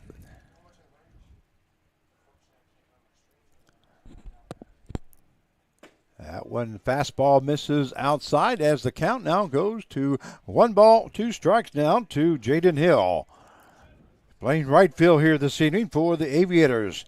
We do have 2 down now here in the bottom half of the 5th inning. That one hit right back up the middle. That's going to be in for a base hit. Osman reached down for that ball but went right by him. So the second consecutive hit now by the Haysville Aviators. That does put 1 runner on at first base. And that will bring up the first baseman, number 28, Austin Workins.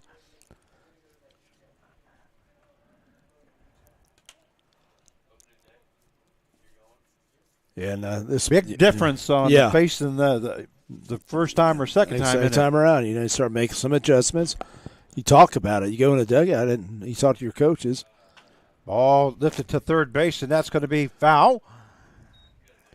Third base side that was. And Frank, if you're really watching a game, if you're a player and you hit, and then you got how many more batters before you get to you're watching. If you're watching, and you see what this guy's throwing, maybe get some tendencies. I just think right there, just taking the ball up the middle on that fastball is one of the things that they're doing. Now we got to see what he does with the lefty, though. That's the.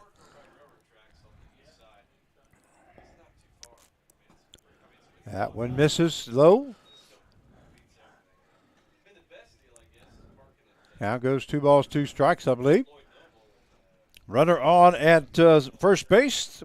I did say a little bit earlier that there was 2 hits in this ball game, but picked off was Pollard for the second out as it went 1-3-4-1 for that put out. There's a check swing, but call strike. Evens up that count. The count is now 1 ball, 2 strikes. Should be. Yep. You'd be interested to talk to Workins or something like after the game and see how tough it is to pick that ball up. 1 ball, 2 strikes now to Workins. That one misses low for outside and for ball 2. 2-2 now the count. You kind of have to, as a left-hander, you got to open up your. I mean, you got to look a little more with you move your head just so you could see the pitch a little more because looks how far he brings it out when he whips it across. Just 2 balls, 2 strikes. Sorry about that curve. No, just saying, but just watch how his delivery is right there. It's not your conventional over 3/4 right here. He's coming around it. The count goes full, I believe. 3-2.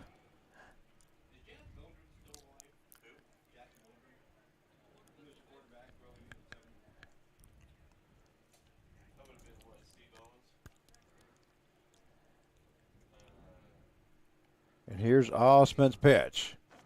That one down low for ball 4. So Osman records he only gives up his second walk of the ball game. And moving over to second base will be Hill. Workins is on at first base now. That will bring up the center fielder, number 34, Paul Whitman. Yeah, Whitman flew out in the first inning, center field, and he's one that you talk about the walks, 2 walks. He has one of them. Yeah, that in the third inning. Reach on base there in the third inning, but was left stranded at first base. Right. First time this evening that the Aviators have got somebody on second base. That ball goes past the catcher and the runners advance bases. And Hill rounded third base, but decided to stick around there. So now we have runners on at second and third with 2 down. And here comes a pitching coach for the Forsters.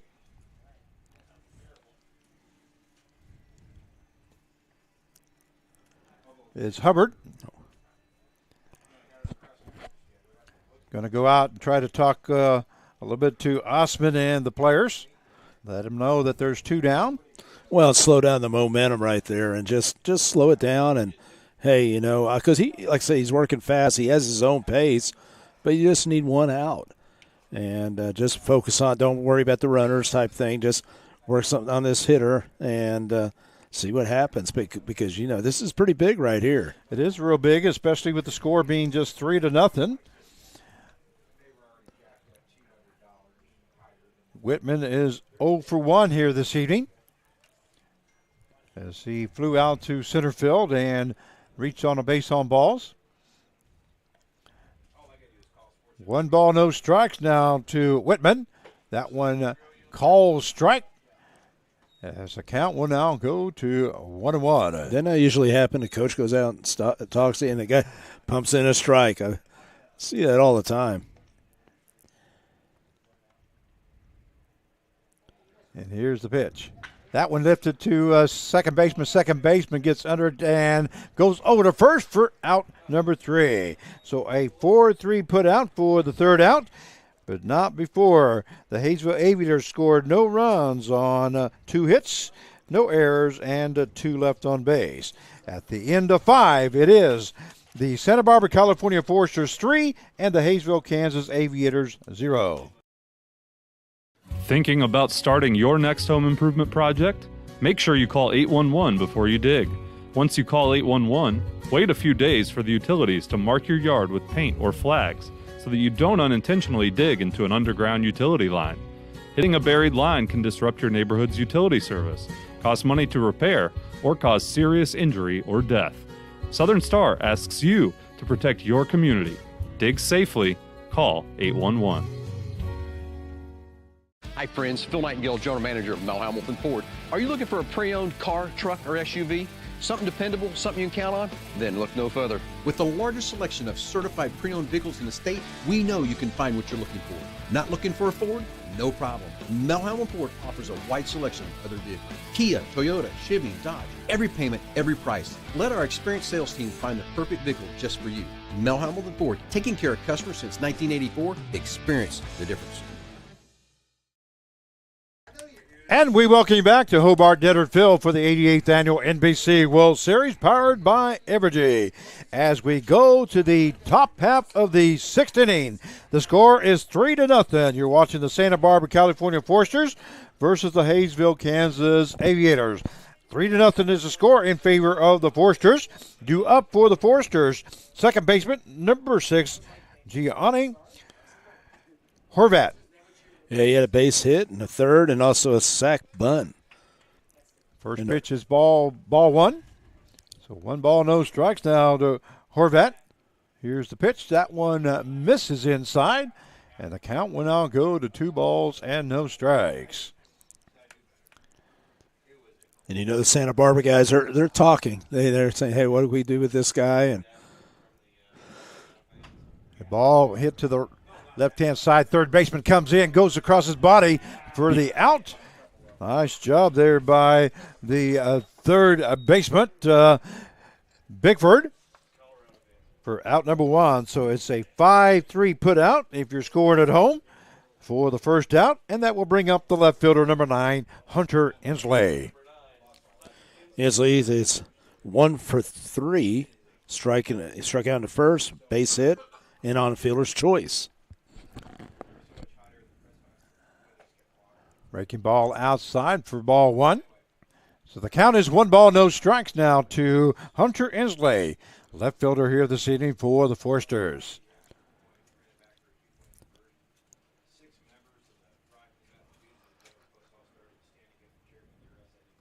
Breaking ball, that one lifted into center field. Center fielder moving in. That's Whitman. Gets under it, makes the catch for out number 2. So we have 2 down now here in the top half of the 6th. And that will bring up the third baseman, number 3, Miguel Santos. Yes, Santos 0 for 3, grounded out to short, backward K, struck out, and then a fly ball to right field. But Frank, it's amazing, though, this how great defense we've been seeing. Breaking ball there, swing and a miss there by Santos, as the count now goes to no balls, 1 strike.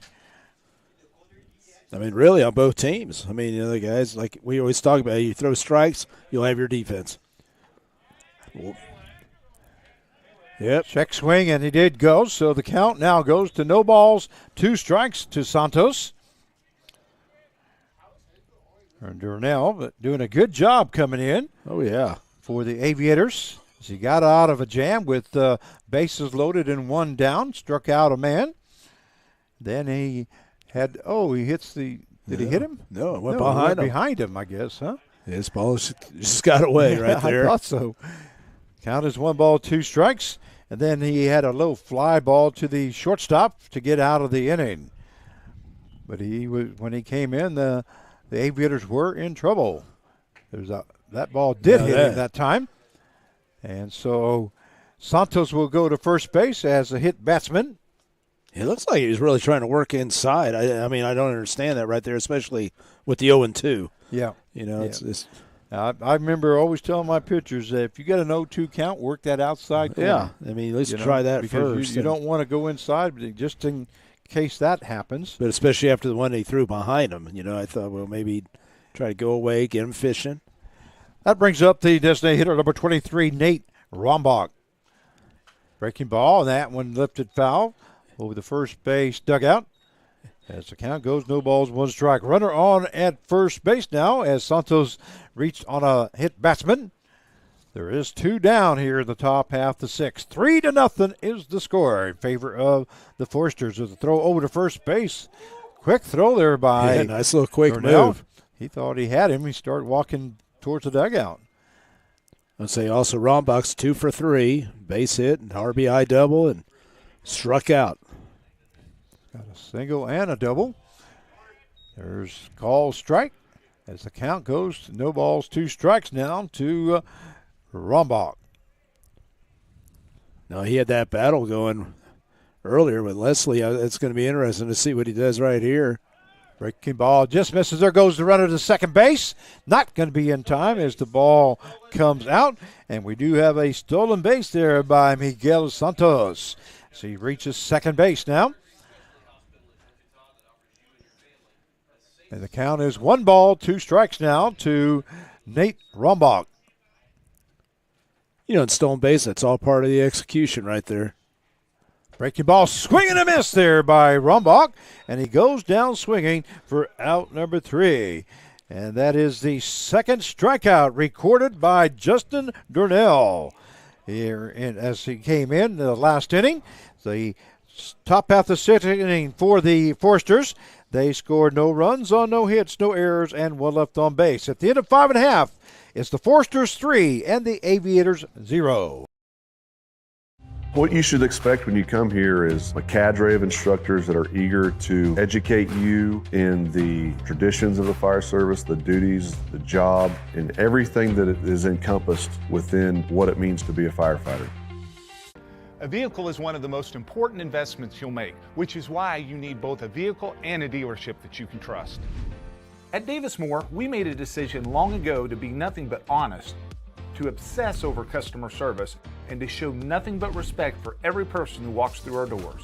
These core values have kept Davis Moore active in the Wichita community for over 65 years. Come see us at any Davis Moore location or check us out online at davis-moore.com. And we welcome you back to Hobart Dedhart Field here in Hutchinson, Kansas for the 88th Annual NBC World Series powered by Evergy. As we go to the bottom half of the sixth inning, 3-0 is the score in favor of the Forsters. Due up for the Aviators will be the shortstop, number 29, Trent Maloney.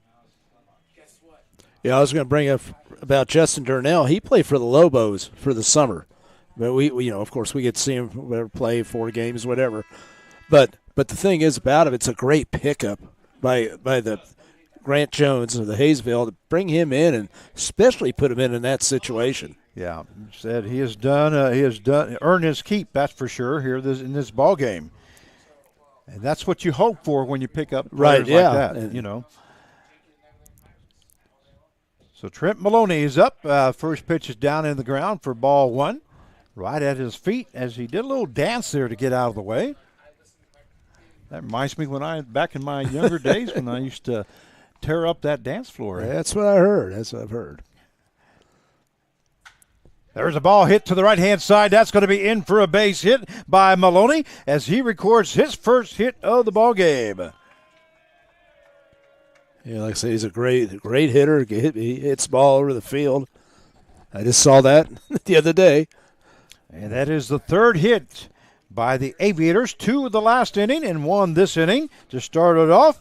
That will bring up the second baseman, number 9, Tommy Davis. Yeah, Davis is 0 for 2 with 2 strikeouts. You would imagine here that maybe laying down a bunt here. You never know. Yeah, you never know. Just trying to get on that scoreboard. Check swing there by Davis and called ball 1. But Davis is a good hitter. Like I said, I've watched him enough, and he uses the field.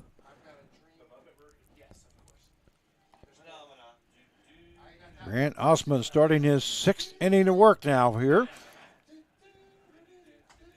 That fastball in there for call strike. That will even up the count now at 1 ball, 1 strike. Yeah, I do like sitting up here because I could see that angle, that pitch again, right in the hands. Here's the 1-1 pitch.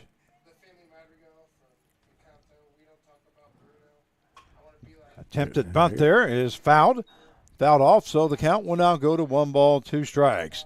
That time the bat was back just a little ways, not quite set up for that bunt. Well, you got to get in front of the plate. You can't be. He was like right behind the plate. If you're anywhere near the plate on a bunt, you're working your angles. Your angle is just not going to be correct.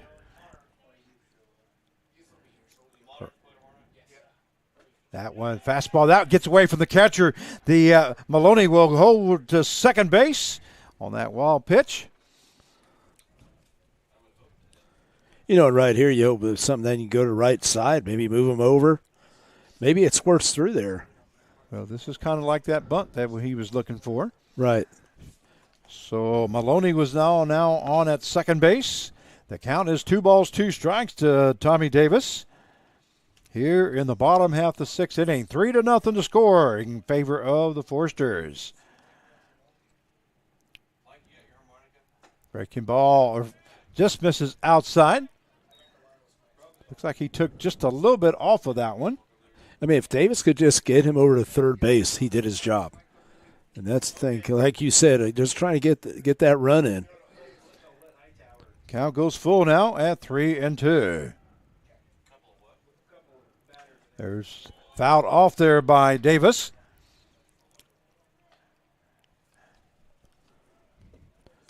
Osman pitching away. And actually, that's what you want if you're a right-hand hitter. You want something away so you can punch it right over there, move that runner over.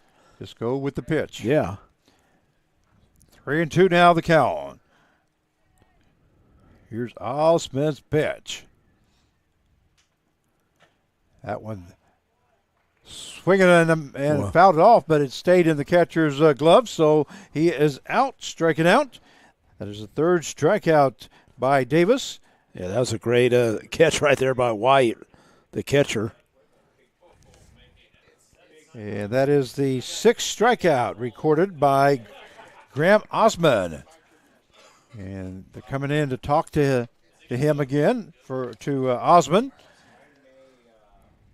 This time it's Pintard, isn't it?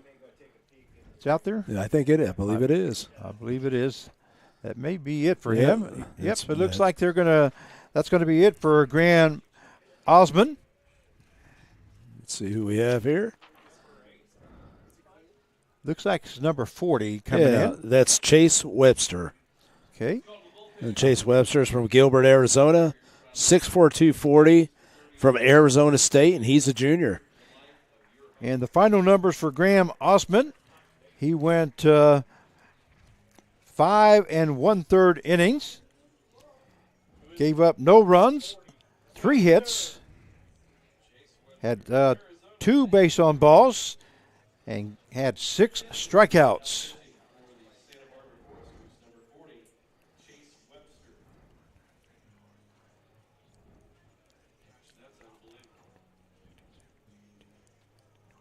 As he faced 21 batters.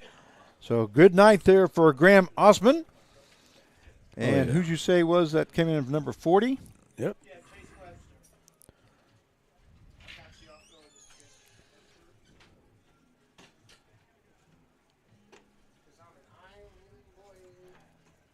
Okay, Chase Webster now coming in.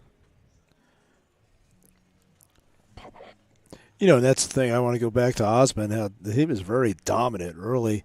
And like we talk about it, you get to see him a little more. Maybe start making some adjustments, which I think the Haysville Aviators did. But, I mean, he did a great job. I mean, he's right there. And on this team, they have so many pitchers that you brought up first part of the show here that that you just get a guy to go 6 innings or whatever, and then you got some whoever we see, and obviously you got a guy like Chase Webster. He's at Arizona State. I mean, so you know that guy can pitch. You know he can pitch, exactly right. Well, you know Osmond Christian went 4 1/3 innings before he finally gave up his first hit there, and then he did give up 2 hits in that inning. They were back to back. Then he gave up 1 hit here in the 6th inning. Only allowed 3 hits for the ball game. So good night there for Graham Osmond. Parents ought to be very proud of him here today. Oh yeah, definitely. And like I said, it's the whole thing that I always said: do your job. That's why I wanted to get T-shirts for my players all the time. You know, do your job. You know, something like that to remind them. So that will bring up Trey Bickford, as Chase Webster is now on the mound for the Forsters as he comes in here in the 6th inning. Runner on at second base with 1 down. And Bickford is 0 for 2 here tonight. There goes the runner. I thought that hit him, I believe. Yes, it did. So Bickford will now be on as a hit batsman. He'll go to first base. You know, and it's interesting because he did take him out. He took Osmond out, after the strikeout. But he also, Bickford, struck out twice already. He had him struck out twice. That will bring up the catcher number 8, Max Valdez. And Valdez 0 for 2 with a ground out and a fly out to center field. So 1 down now with runners on at first and second. Here in the bottom half of the 6th inning. 3-0 is the score. Good lead there by Maloney. Yeah, I think Maloney's kind of getting in his head, getting those big old leads right there. Look like he's going to steal. And that last pitch that was thrown to Bickford before he got hit there, Maloney was almost halfway to third base. I thought he actually was going, but he did stop. Well, that's where Coach Flax needs to be talking to him. I mean, second base now is a little closer. Yeah. They're kind of playing back. You can play around with the pitcher a little. That ball hits the third baseman. Third baseman picks it up, touches the base, goes to first for the double play. What a job there by Chase Webster as he comes in and gets that pitcher's friend, the double play to kill the inning. So at the end of 6, it is the Santa Barbara, California Foresters 3 and the Haysville, Kansas Aviators 0. What you should expect when you come here is a cadre of instructors that are eager to educate you in the traditions of the fire service, the duties, the job, and everything that is encompassed within what it means to be a firefighter. A vehicle is one of the most important investments you'll make, which is why you need both a vehicle and a dealership that you can trust. At Davis Moore, we made a decision long ago to be nothing but honest, to obsess over customer service, and to show nothing but respect for every person who walks through our doors. These core values have kept Davis Moore active in the Wichita community for over 65 years. Come see us at any Davis Moore location or check us out online at davis-moore.com.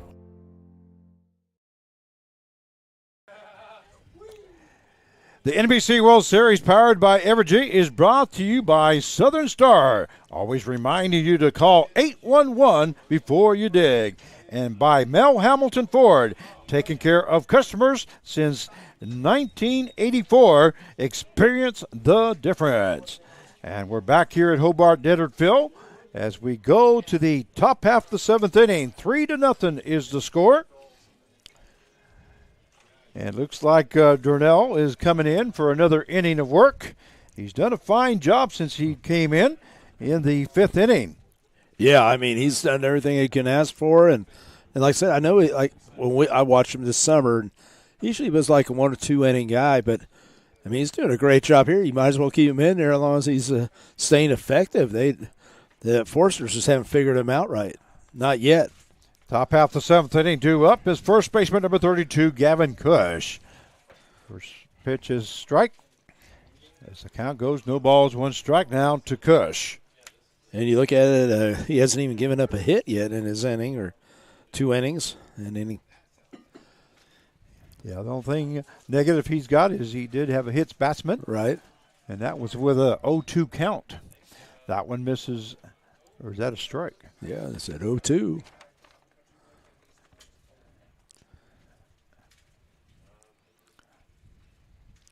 Cush is 1 for 4.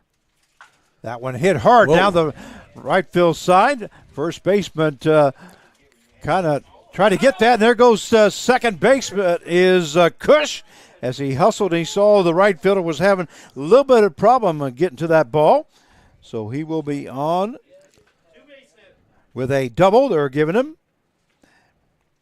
So that is the second hit of the ball game for Cush. Got a single his last time up in the 5th, and now a double here in the top half of the 7th. That will bring up the catcher, number 20, Hudson White. You know, Hudson White's 1 for 1 with 2 walks.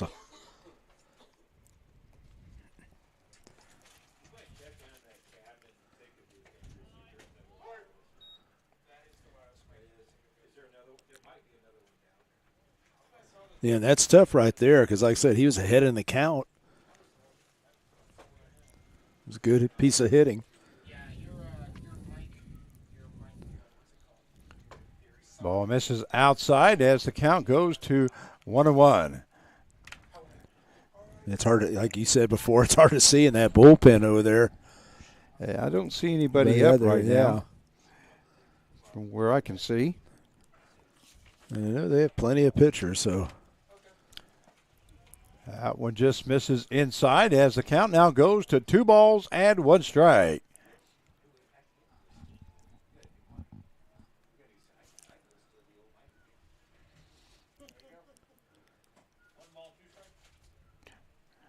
Two balls, 1 strike now on the batter. That one fouled off, and the count will even up now at 2-2. I'm just thinking how exciting this is. I mean, we saw yesterday the Seattle Cheney Studs. That was a close game. That was a tough game. And 4-2, I think, was final score. Yeah, 4-2. And then look at this game, and that just shows how exciting the games are. Especially, as dominant as both those two teams have been in this tournament. Right. For years and years. That's all you really want. I mean, just as a spectator or whatever, announcer, you want good, close games. And Count goes full now at 3-2 now to Hudson White. Oh, breaking ball. That one lifted to left field. Yep. Left fielder getting under it, makes the catch. That was Pollard for out number 1. Yeah, they were saying before the game that the ball really isn't traveling. And like I said, usually when it's hotter out, the ball will travel, but it's not really going too far today. That will bring up the shortstop, number 44, Blaine Jones. Yeah, Jones is 0 for 2 with a walk.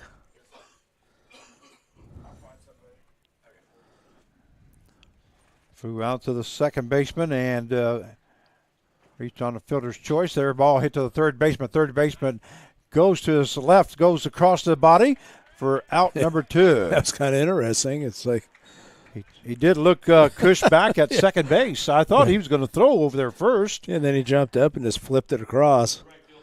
So it's a 5-3 put out for the second out if you're scored at home with us. That will bring up the right fielder, number 14, Sebastian Arduino. It's like I always said, Frank, I don't care what you look like as long as you make the play. And that's what he did. I know playing golf is, I think the same way. It doesn't matter how you get there as long as you get there in par. Yeah.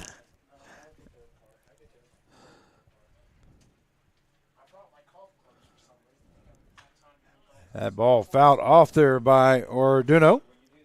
Yeah, so it's too bad, right? Your old foot. Go hit the golf course, sometime, I've missed golf here for a while. Yeah.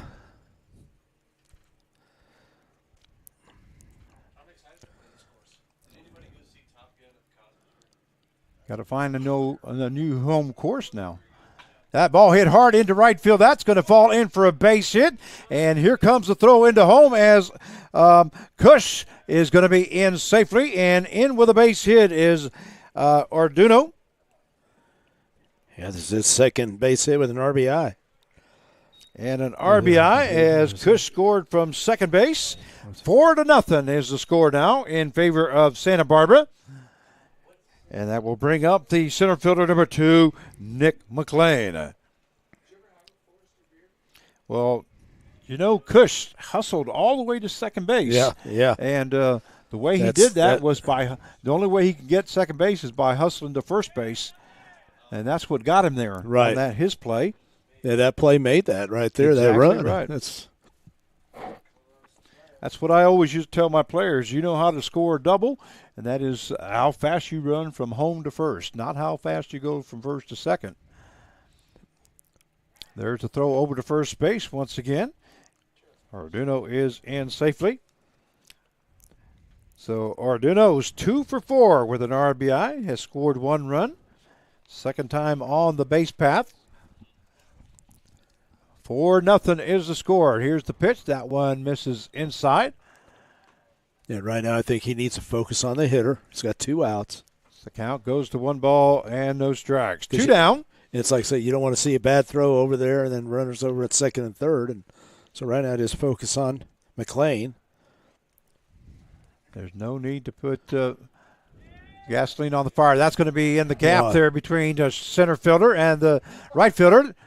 And coming into second base safely is McLean, hustling once again. And moving over to third base was Arduino. That time the center fielder and right fielder couldn't decide exactly who wanted to throw it in. Looked like the center fielder thought he should. And the right fielder kind of just finally grabbed the ball and threw it in. But in with a double is McLean. Well, what you see right here is hustle doubles. And that's what we call a hustle double. He got, twice. That's making a difference right here. That will bring up the second baseman, number 6, Gianni Horvat. And he is 1 for 2. Had a base hit, then a sac bunt, and then a 5-3. Thrown out by third. Breaking ball, that one lifted into center field. Center fielder getting under it. Makes the catch for out number 3. So top half the 7th inning, they score 1 run on 3 hits, no errors, and 2 left on base. At the end of 6.5, Foresters 4 and the Aviators 0.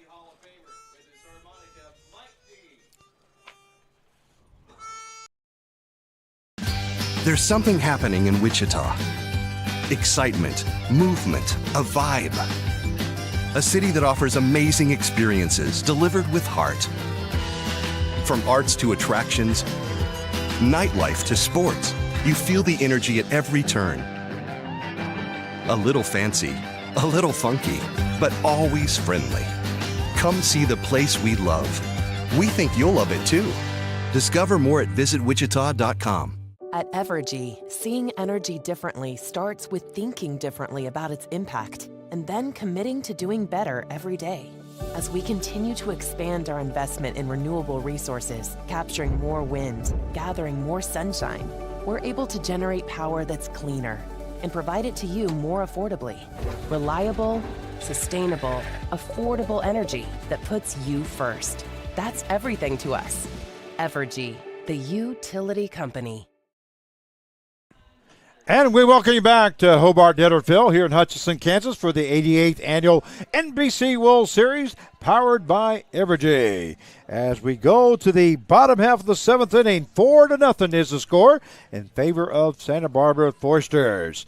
We just had the seventh inning stretch. Hall of Famer Mike Dean on his harmonica. And I had a flashback, Frank, because you were there back all those years ago. I used to be the fish. This is like another life of mine, but I was an official photographer of the NBC years ago. And I remember a younger Mike Dean.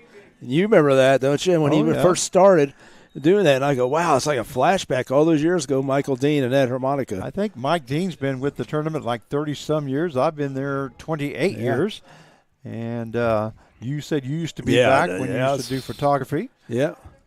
And two up is Baker, first of all, as Webster is now in his second inning of work. Yeah.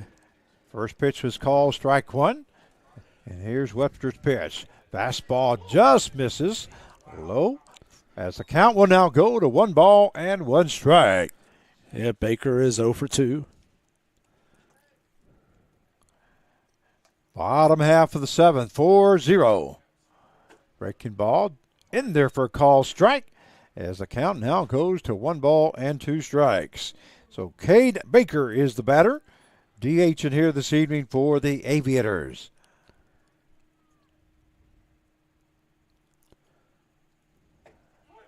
That fastball in there for call strike 3. And Baker goes down looking for the first out of the inning. And that will bring up the left fielder, number 5, Chance Pollard. Yeah, Pollard right now, he's 1 for 2. Struck out in the second, and they got a base hit there in the fourth. First pitch is in there for call, strike 1. You know, one thing we have not mentioned at all this ball game, and that is just a second. That one is fouled off. Tournament director Kevin Jinks. Oh, yeah. Great job that he does with running this tournament. Always pleased to have him around doing what he does. Oh, yeah. I know he stays busy all year long, but this is his fun time, I'm sure. And yeah. Well, I saw him for the game, and, hey, how's it going? I know that's a stupid question, because he's busier than heck. Yes. But his volunteers are running all around.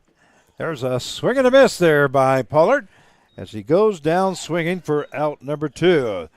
Second strikeout recorded there by Webster, and that will bring up the right fielder, number 27, Jaden Hill. And I saw him on TV here when he was talking to Cake TV about the NBC tournament, the NBC World Series. And, he said basically once the games start, they kind of just run themselves. Yeah. But it's all that hard work throughout the whole year that makes this possible. And I'm sure that he was glad to see that the games finally got started. Oh, yeah. No, that's, basically he lives for that. He loves that, and so he's been doing it, and he's very busy. He's got a lot of other jobs that he does also with the Sports Commission, and he's always involved. So, Kevin Jinks, we're giving you a little shout-out here and a pat on the back. Great job, you and your crew. Oh, yeah.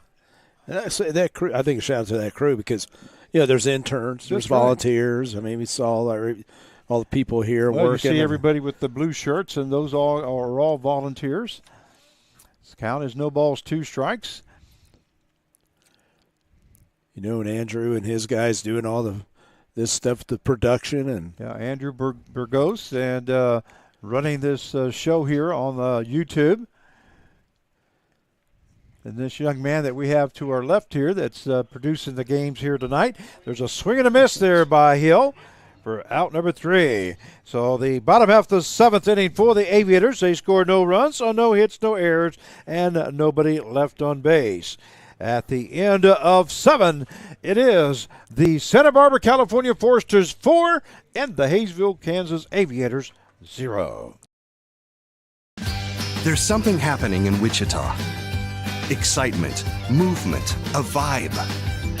A city that offers amazing experiences delivered with heart.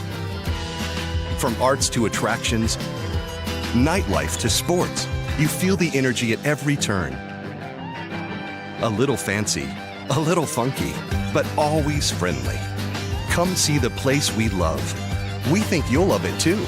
Discover more at visitwichita.com. At Evergy, seeing energy differently starts with thinking differently about its impact and then committing to doing better every day.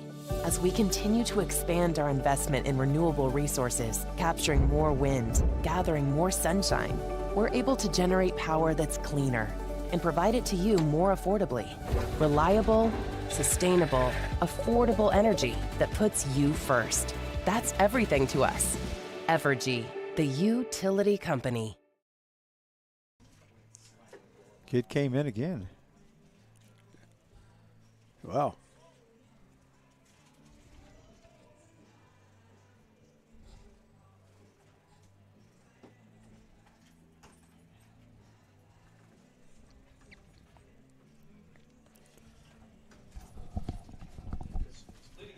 And we welcome you back to Hobart Detter Field for the 88th Annual NBC World Series, powered by Evergy.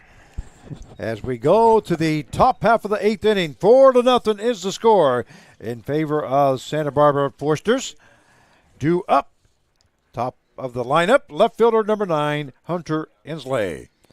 Inslee is 1 for 4, with a strikeout, base hit. Does have an RBI. Coming in with his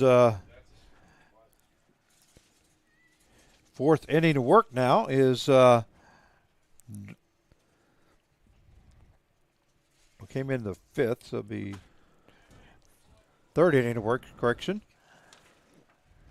That's Durnell there, Justin Durnell. No balls, 2 strikes now to Inslee. This is good. Newman University guy right here on the mound and doing a good job. That ball hit hard into left field. Left fielder backing up, and that may be gone. It is a home run by left fielder number 9, Hunter Inslee. Takes the score now to 5-0. And that's the first home run that I have seen in this tournament. I'm not sure if that is the first one that's the 5th one of the tournament so far, of the NBC World Series, I should say. And that will bring up the third baseman, number 3, Miguel Santos. So Inslee gets his 2nd hit of the game, and it was a big one there. And you got Santos right now. He's 0 for 3. Ground out, strikeout, flew out to right field, and then hit by a pitch. Another hard hit ball, but this time a left fielder is coming in. That is Pollard. He gets under it, makes the catch for out number 1. Yeah, Inslee got a hold of that because, like I said, it's not traveling real well, but I mean, as soon as he hit that, you're pretty sure. Frank, I heard you say it's going. Yeah, so that will bring up the designated hitter number 23, Nate Rombach. Now that one was off. There was a building just past left field there. That was up on the roof, and you could tell the trajectory of it that that was going to be gone right away. So Rombach is up, and that one misses for ball one. Yeah, he is 2 for 4 with a single and a double, or an RBI, and 2 strikeouts. Breaking ball in there for call strike, as the count will even up now at 1 ball and 1 strike.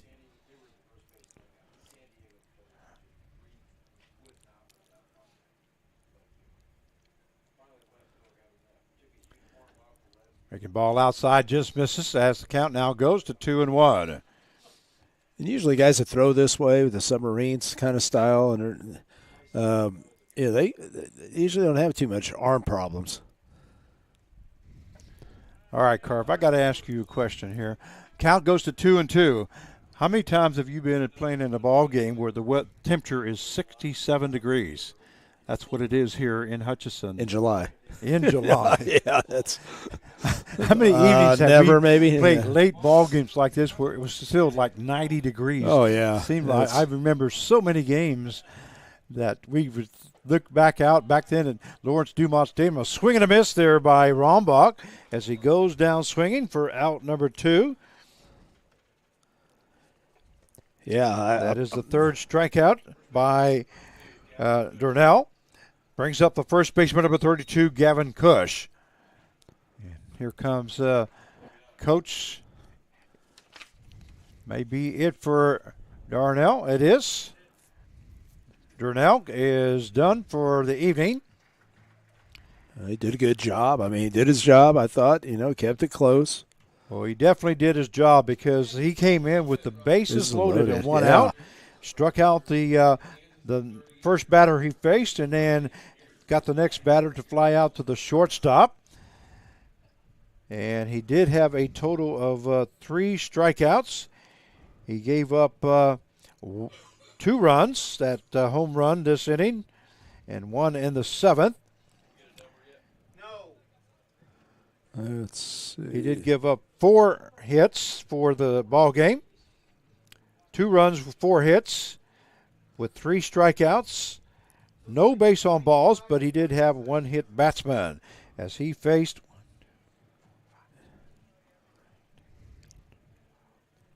15 batters. Okay. Okay, the new pitcher here for Haysville. 25 or 20 what? Yeah, 26 right there.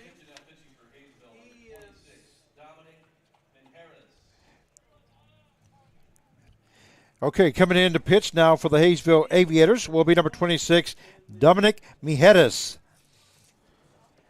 Mijedes now on the mound for the for the Aviators.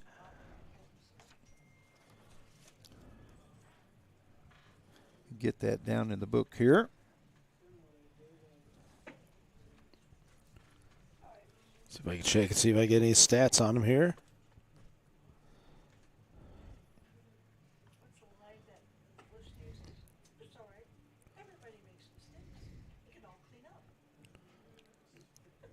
So Mijedes now comes in to pitch for the Aviators.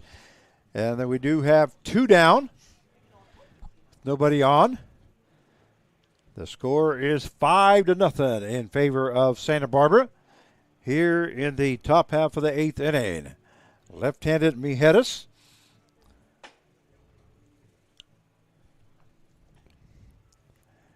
First batter he'll be facing will be the first baseman, number 32, Gavin Cush.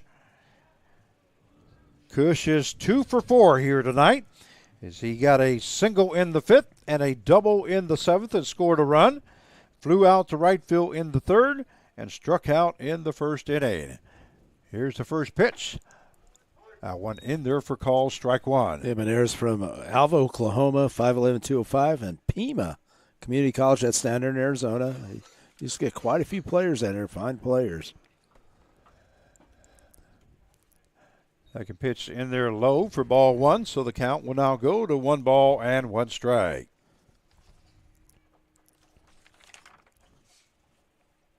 Cush is 2 for 4. Swing and a miss there by Cush, as the count will now go to 1 ball and 2 strikes. 2 down here in the bottom half of the 8th inning. And there's definitely activity out there in the Aviators bullpen. correction, top half of the 8th inning. That one misses for ball 2, so 2-2 now the count.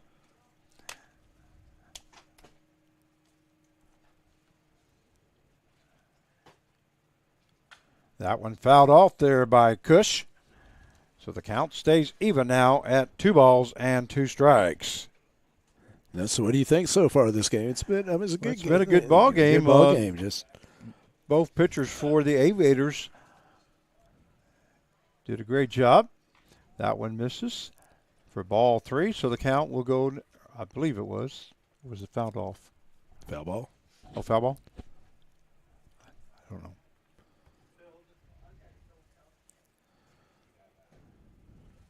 And there is ball 4. So Cush reaches on a base on balls now. That will bring up the catcher, number 20, Hudson White. Yeah, Hudson White is 1 for 2 with 2 walks.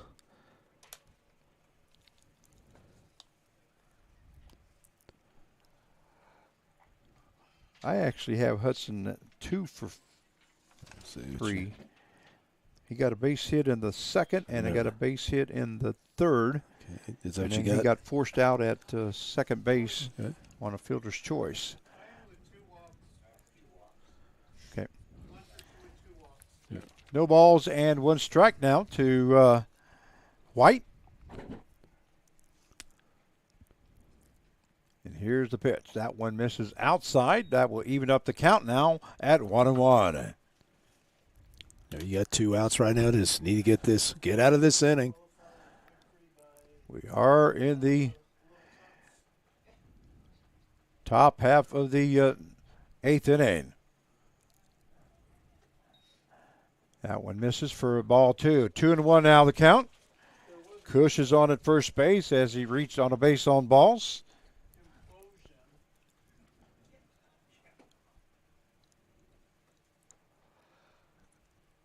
Crowd's kind of quiet right now. They were pretty pumped up earlier. And that one lifted into the infield. Looks like the second baseman is calling for it.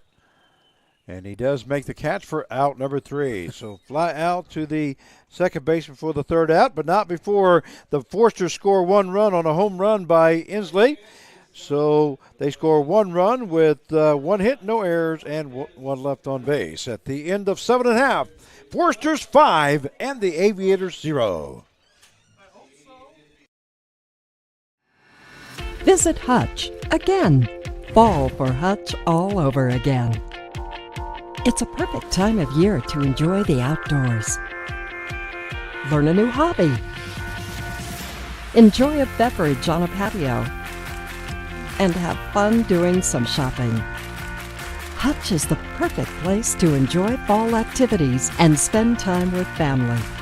So visit Hutch again. Seeing the world of energy differently means looking forward and innovating now. It's why we've invested in a next-gen infrastructure, one capable of providing energy to you more dependably than anything before it, so you can focus on what matters most. Reliable, sustainable, affordable energy that puts you first. That's everything to us. Evergy, the utility company.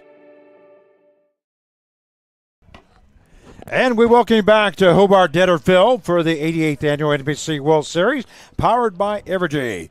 This is Frank Martinez, your play-by-play announcer, joined by Mark Cavala as we go to the bottom half of the 8th inning. The score is the Santa Barbara, California Forsters 5 and the Haysville, Kansas Aviators 0.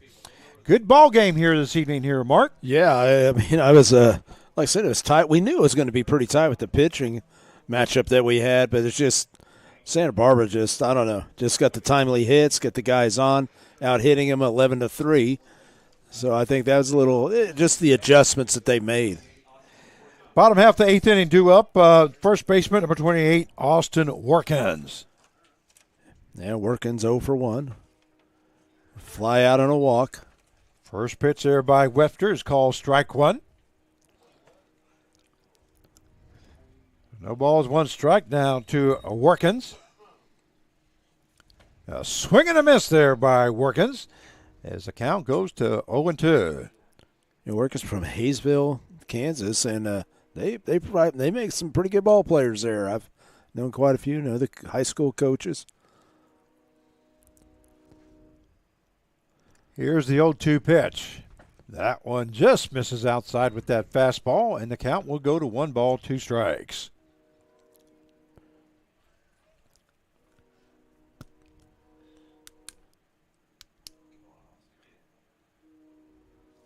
That one fouled off there by Workins. So the count stays at 1 ball, 2 strikes. Excuse me, Frank. I was going to say, it seems like in Kansas out here, you hear the trains. Or one of these cities that you and I have. Almost makes you think you're in Newton. Yeah, that's I like flashbacks. That one fouled off there by Workins. Count stays at 1 ball, 2 strikes. Those of you that don't know are from California. Newton is the train station town, isn't it? Yes. Where the trains go through. That one calls strike 3 as Workins goes down looking for out number 1. And that is the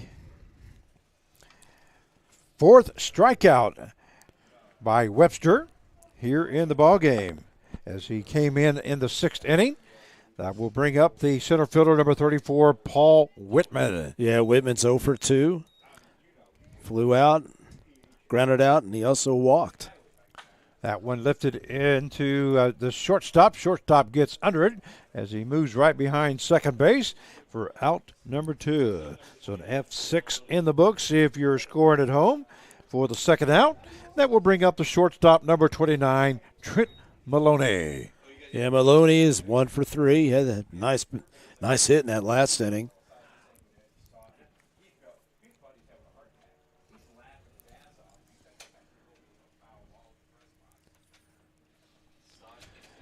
He's a strong guy, man. He hits the ball. Usually it's pretty hard. Whoa. Great play by the first baseman there. Ball hit to the first baseman, makes the play.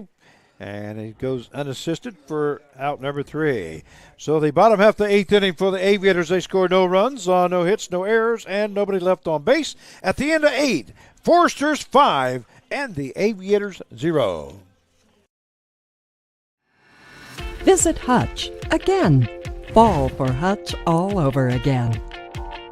It's a perfect time of year to enjoy the outdoors. Learn a new hobby. Enjoy a beverage on a patio, and have fun doing some shopping. Hutch is the perfect place to enjoy fall activities and spend time with family. So visit Hutch again. Seeing the world of energy differently means looking forward and innovating now.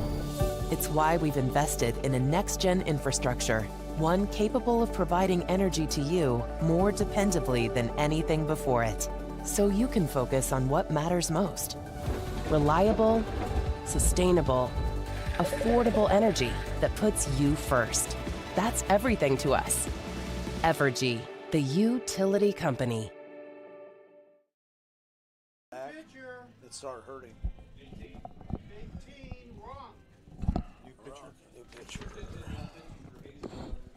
Alex Rock. There we go. Yeah. 18. Yep.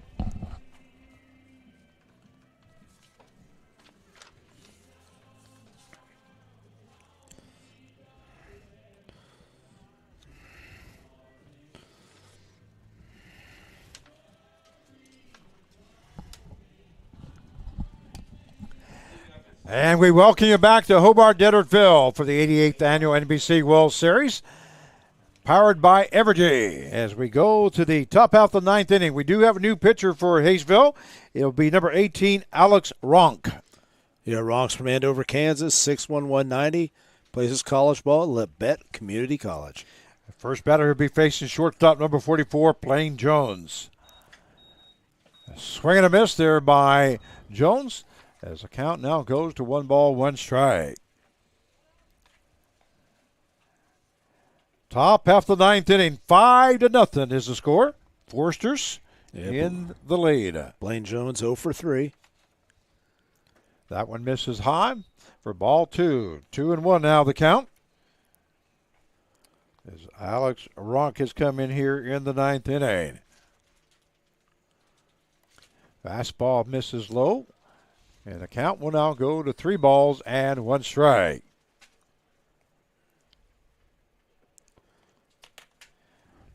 Well, the flag is finally flying a little. Fastball hits that outside corner, and that will take the count to full now at 3-2. Just saying, I looked at it, it was all still most of the night. Now it's finally moving. That one fouled off. The board shows the Forsters have 5 runs on 11 hits and 1 error. And for the Haysville Aviators, they scored no runs on 3 hits and no errors. There's the ball hit to the shortstop. Shortstop moves to his left. Oh, nice play. And one hopper there to the first baseman. That's Maloney to Workins for out number 1. 6-3 put out. Oh, sorry, Fred. I was just thinking, though, this has been a clean game defensively. I mean, only 1 error of the night right now, and it's been a lot of balls hit. That will bring up, well, it looks like we're going to have a pinch hitter, number 9 instead of 14 for Forsters. I believe, isn't it? Or number 8. Sorry. Right here, Dylan Campbell from Houston, Texas. 5'11", 200 pounds from University of Texas. So number 8 is Dylan Campbell now pinch hitting.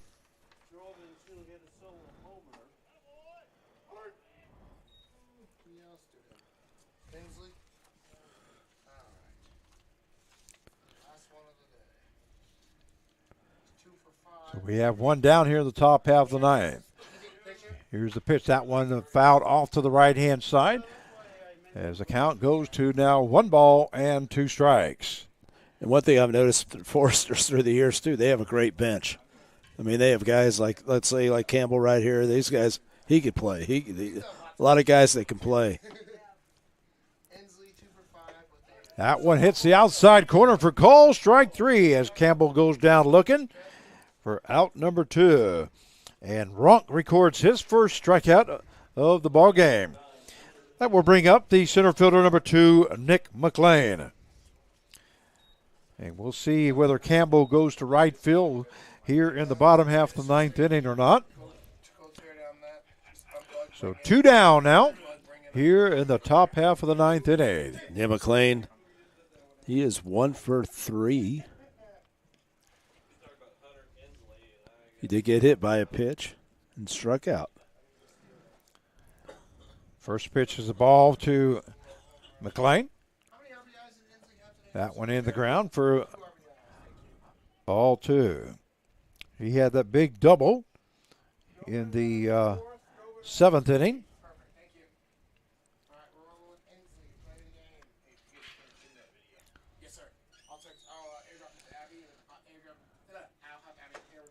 That one in there for call strike. I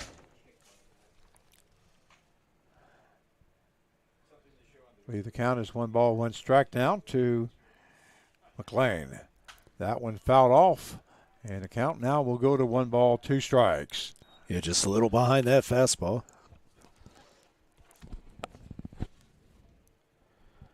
I was kind of going through in CMA strikeouts because there's been, on each team, there's been a few strikeouts. There's been quite a few. I know Leslie had 6 strikeouts. That one lifted into right field. Is that going to stay in fair? Yes, it is. It's going to fall in, and going to second base will be McLean as he reaches on his 2nd double of the ball game. I got blocked out here by the fence, and I couldn't tell if that was going over or not. But ball hung up there quite a long time there, and it finally did fall into play right in front of the fence. So in with a double is McLean, and that will bring up the second baseman, number 6, Gianni Horvat. You know, the thing is, too, I mean, the bottom of the lineup, especially the Forster, look how many hits they've gotten. You know, 1, 2, 3, 4, like five hits. I mean, it's, you know, it's the whole lineup, up and down that lineup. Ball misses for ball 2, so the count goes 2 balls, no strike now to Horvat. We do have 2 down here in the top half of the 9th inning. 5-0 to score in favor of the Forsters. That ball misses low for ball 3.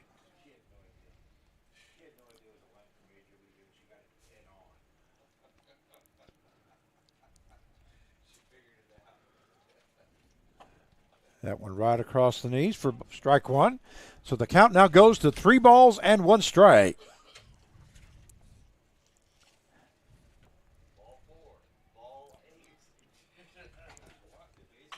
That ball lifted into center field. That's going to fall in for a base hit.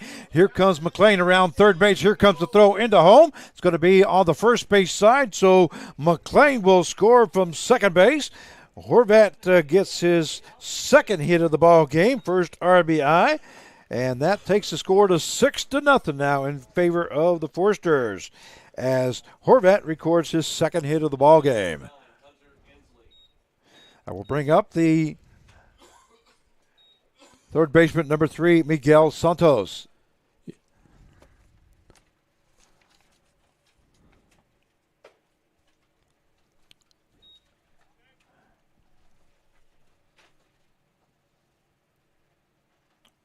Correction, left fielder, number 9, Hunter Inslee. Yeah, Inslee. There's a ball hit up the middle. Shortstop not going to be able to get to it. Rounding second base is Horvat, but it stops at second. So in with his third hit of the ball game is Hunter Inslee. You know, Frey, I want to bring up, too, I was bringing up about the 7th, 8th, 9th batters in the lineup for Santa Barbara. Each of them have 2 hits. That's, you know, they're getting some production from everybody. So now the Forsters have a total of 14 hits this ball game, 3 this inning. They scored 1 run, and there's a deep fly ball into left field. Left fielder Pollard gets under it, makes the catch for out number 3. So top half of the 9th inning, they score 1 run on 3 hits, no errors, and 2 left on base. At the end of 8 1/2, it is the Forsters 6 and the Aviators 0. We'll be right back. Yeah, it is interesting, though, because like that, they're 2 hits. He's 0 for 5. How'd he stop it?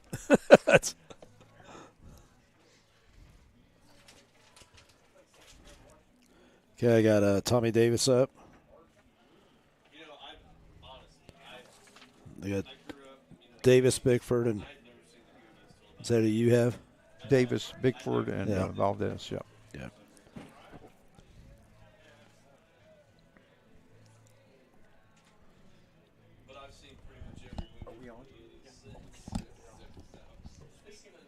Guess we're going to stay here for the 9th inning. Sorry about that. I thought we were on a break. And we're going to the bottom half of the 9th inning. We're going to have a new pitcher now this time. Number 13 is coming in there, Carve, if you wouldn't mind looking that up. Due up for the Aviators will be Davis, Bickford, and Valdez.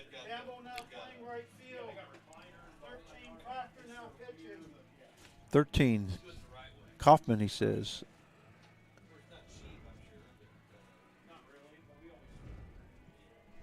He's not on there? No.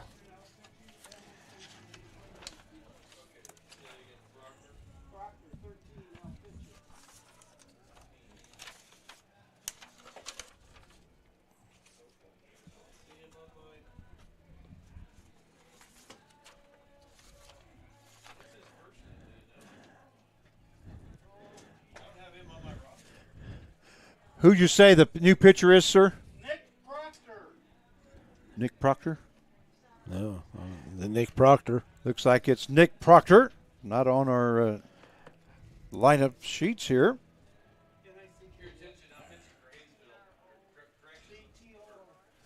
So he will be coming in to pitch here in the 9th inning. Once again, due up for the Aviators will be the second baseman, number 9, Tommy Davis.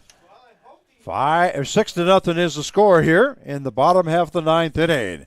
So it's do or die here for the Aviators. This is it.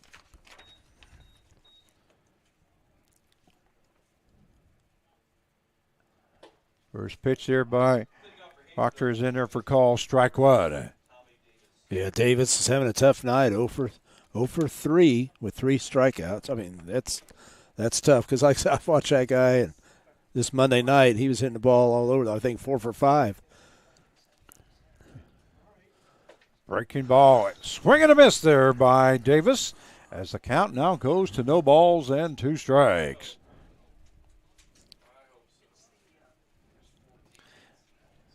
It seems like this go ahead. roster that we got, I understand that we got a new roster somewhere, but okay. I don't know where it went to. I thought I had it here. And it might have Proctor's name on there. Right, yeah. Number. Oh, there we go. Yep. Michael Dean helping us out there. There it is.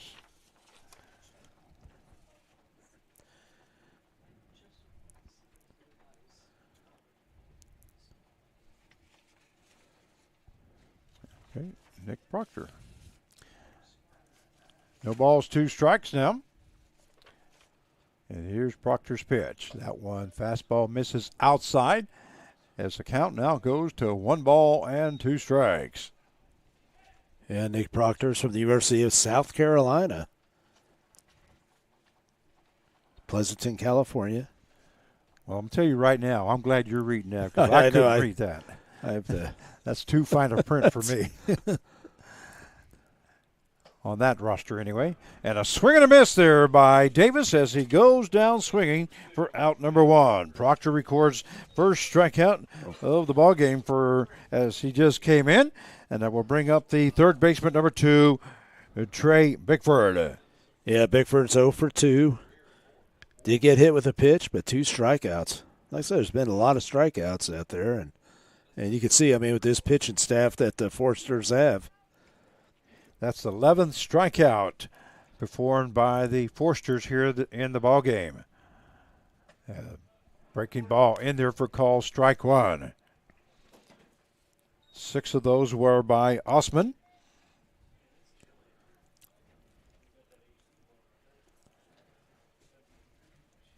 Fastball hits that outside corner as the count now goes to no balls and 2 strikes. It's just been tough. Haysville doesn't have an answer, offensively. I thought they did a great job, hanging in there. Well, it's been a good ball game. Yeah, I mean, it's. Fastball hits that outside corner for call, strike 3 as Bickford stands there looking for out number 2. Second strikeout by Proctor. That will bring up the catcher number 8, Max Valdez. And Valdez, he's 0 for 3. He's the one that hit into double play back in the 6th, I believe. Yeah, middle lineup, they've had a really tough time for Haysville.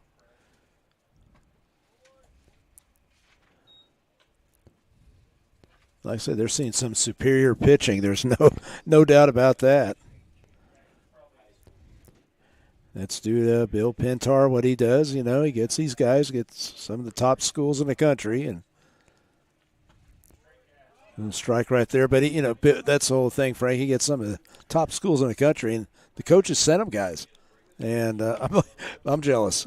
I'm jealous as a GM. I'd love to have some of these kind of guys play for me. It's just tough to get, but he's got the reputation. He's done it. He's worked hard. He's earned that. Pintar's been around for many, many years and knows how to coach a team. That fastball's in there for call strike as the count now goes to 2 balls, 1 strike to Valdez. 2 down here in the bottom half of the 9th, 6-0 to score in favor of the Forsters.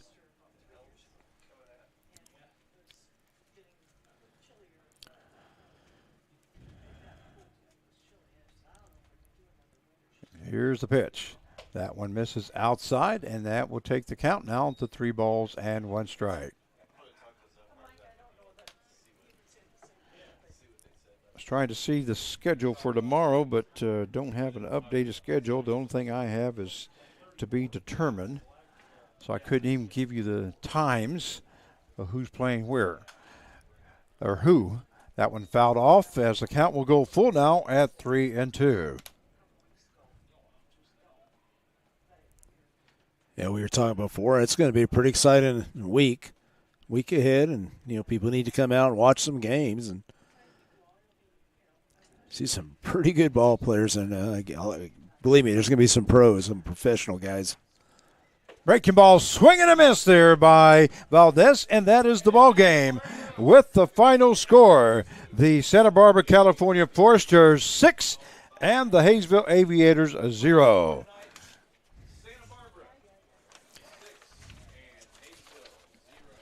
You've been watching the 88th NBC World Series provided by Evergy. So be sure to check our social media pages for the scores and updates on who plays when. Don't forget to check the website of the NBC. Once again, we thank you very much for joining us. This is Frank Martinez along with Mark Cavalla. Kurt, anything else you got to say? I was just going to say, it's going to be a fun World Series. I mean, you see Santa Barbara, and I want to say some Haysville Aviators have nothing to hang their head down, because, right now they played pretty gallantly. I thought that they competed. Leslie did a great job pitching, kept them in the game, whatever. Just the pitching. I don't know how, and whoever plays the Foresters, they're going to have a matchup. They're going to have to really figure out how they're going to get runs on the board. All right, well, we're going to call it a night, and we'll see you tomorrow as our first game starts at noon. We hope you enjoyed tonight's action and our broadcast. We thank you very much. We'll see you tomorrow at the NBC World Series powered by Evergy.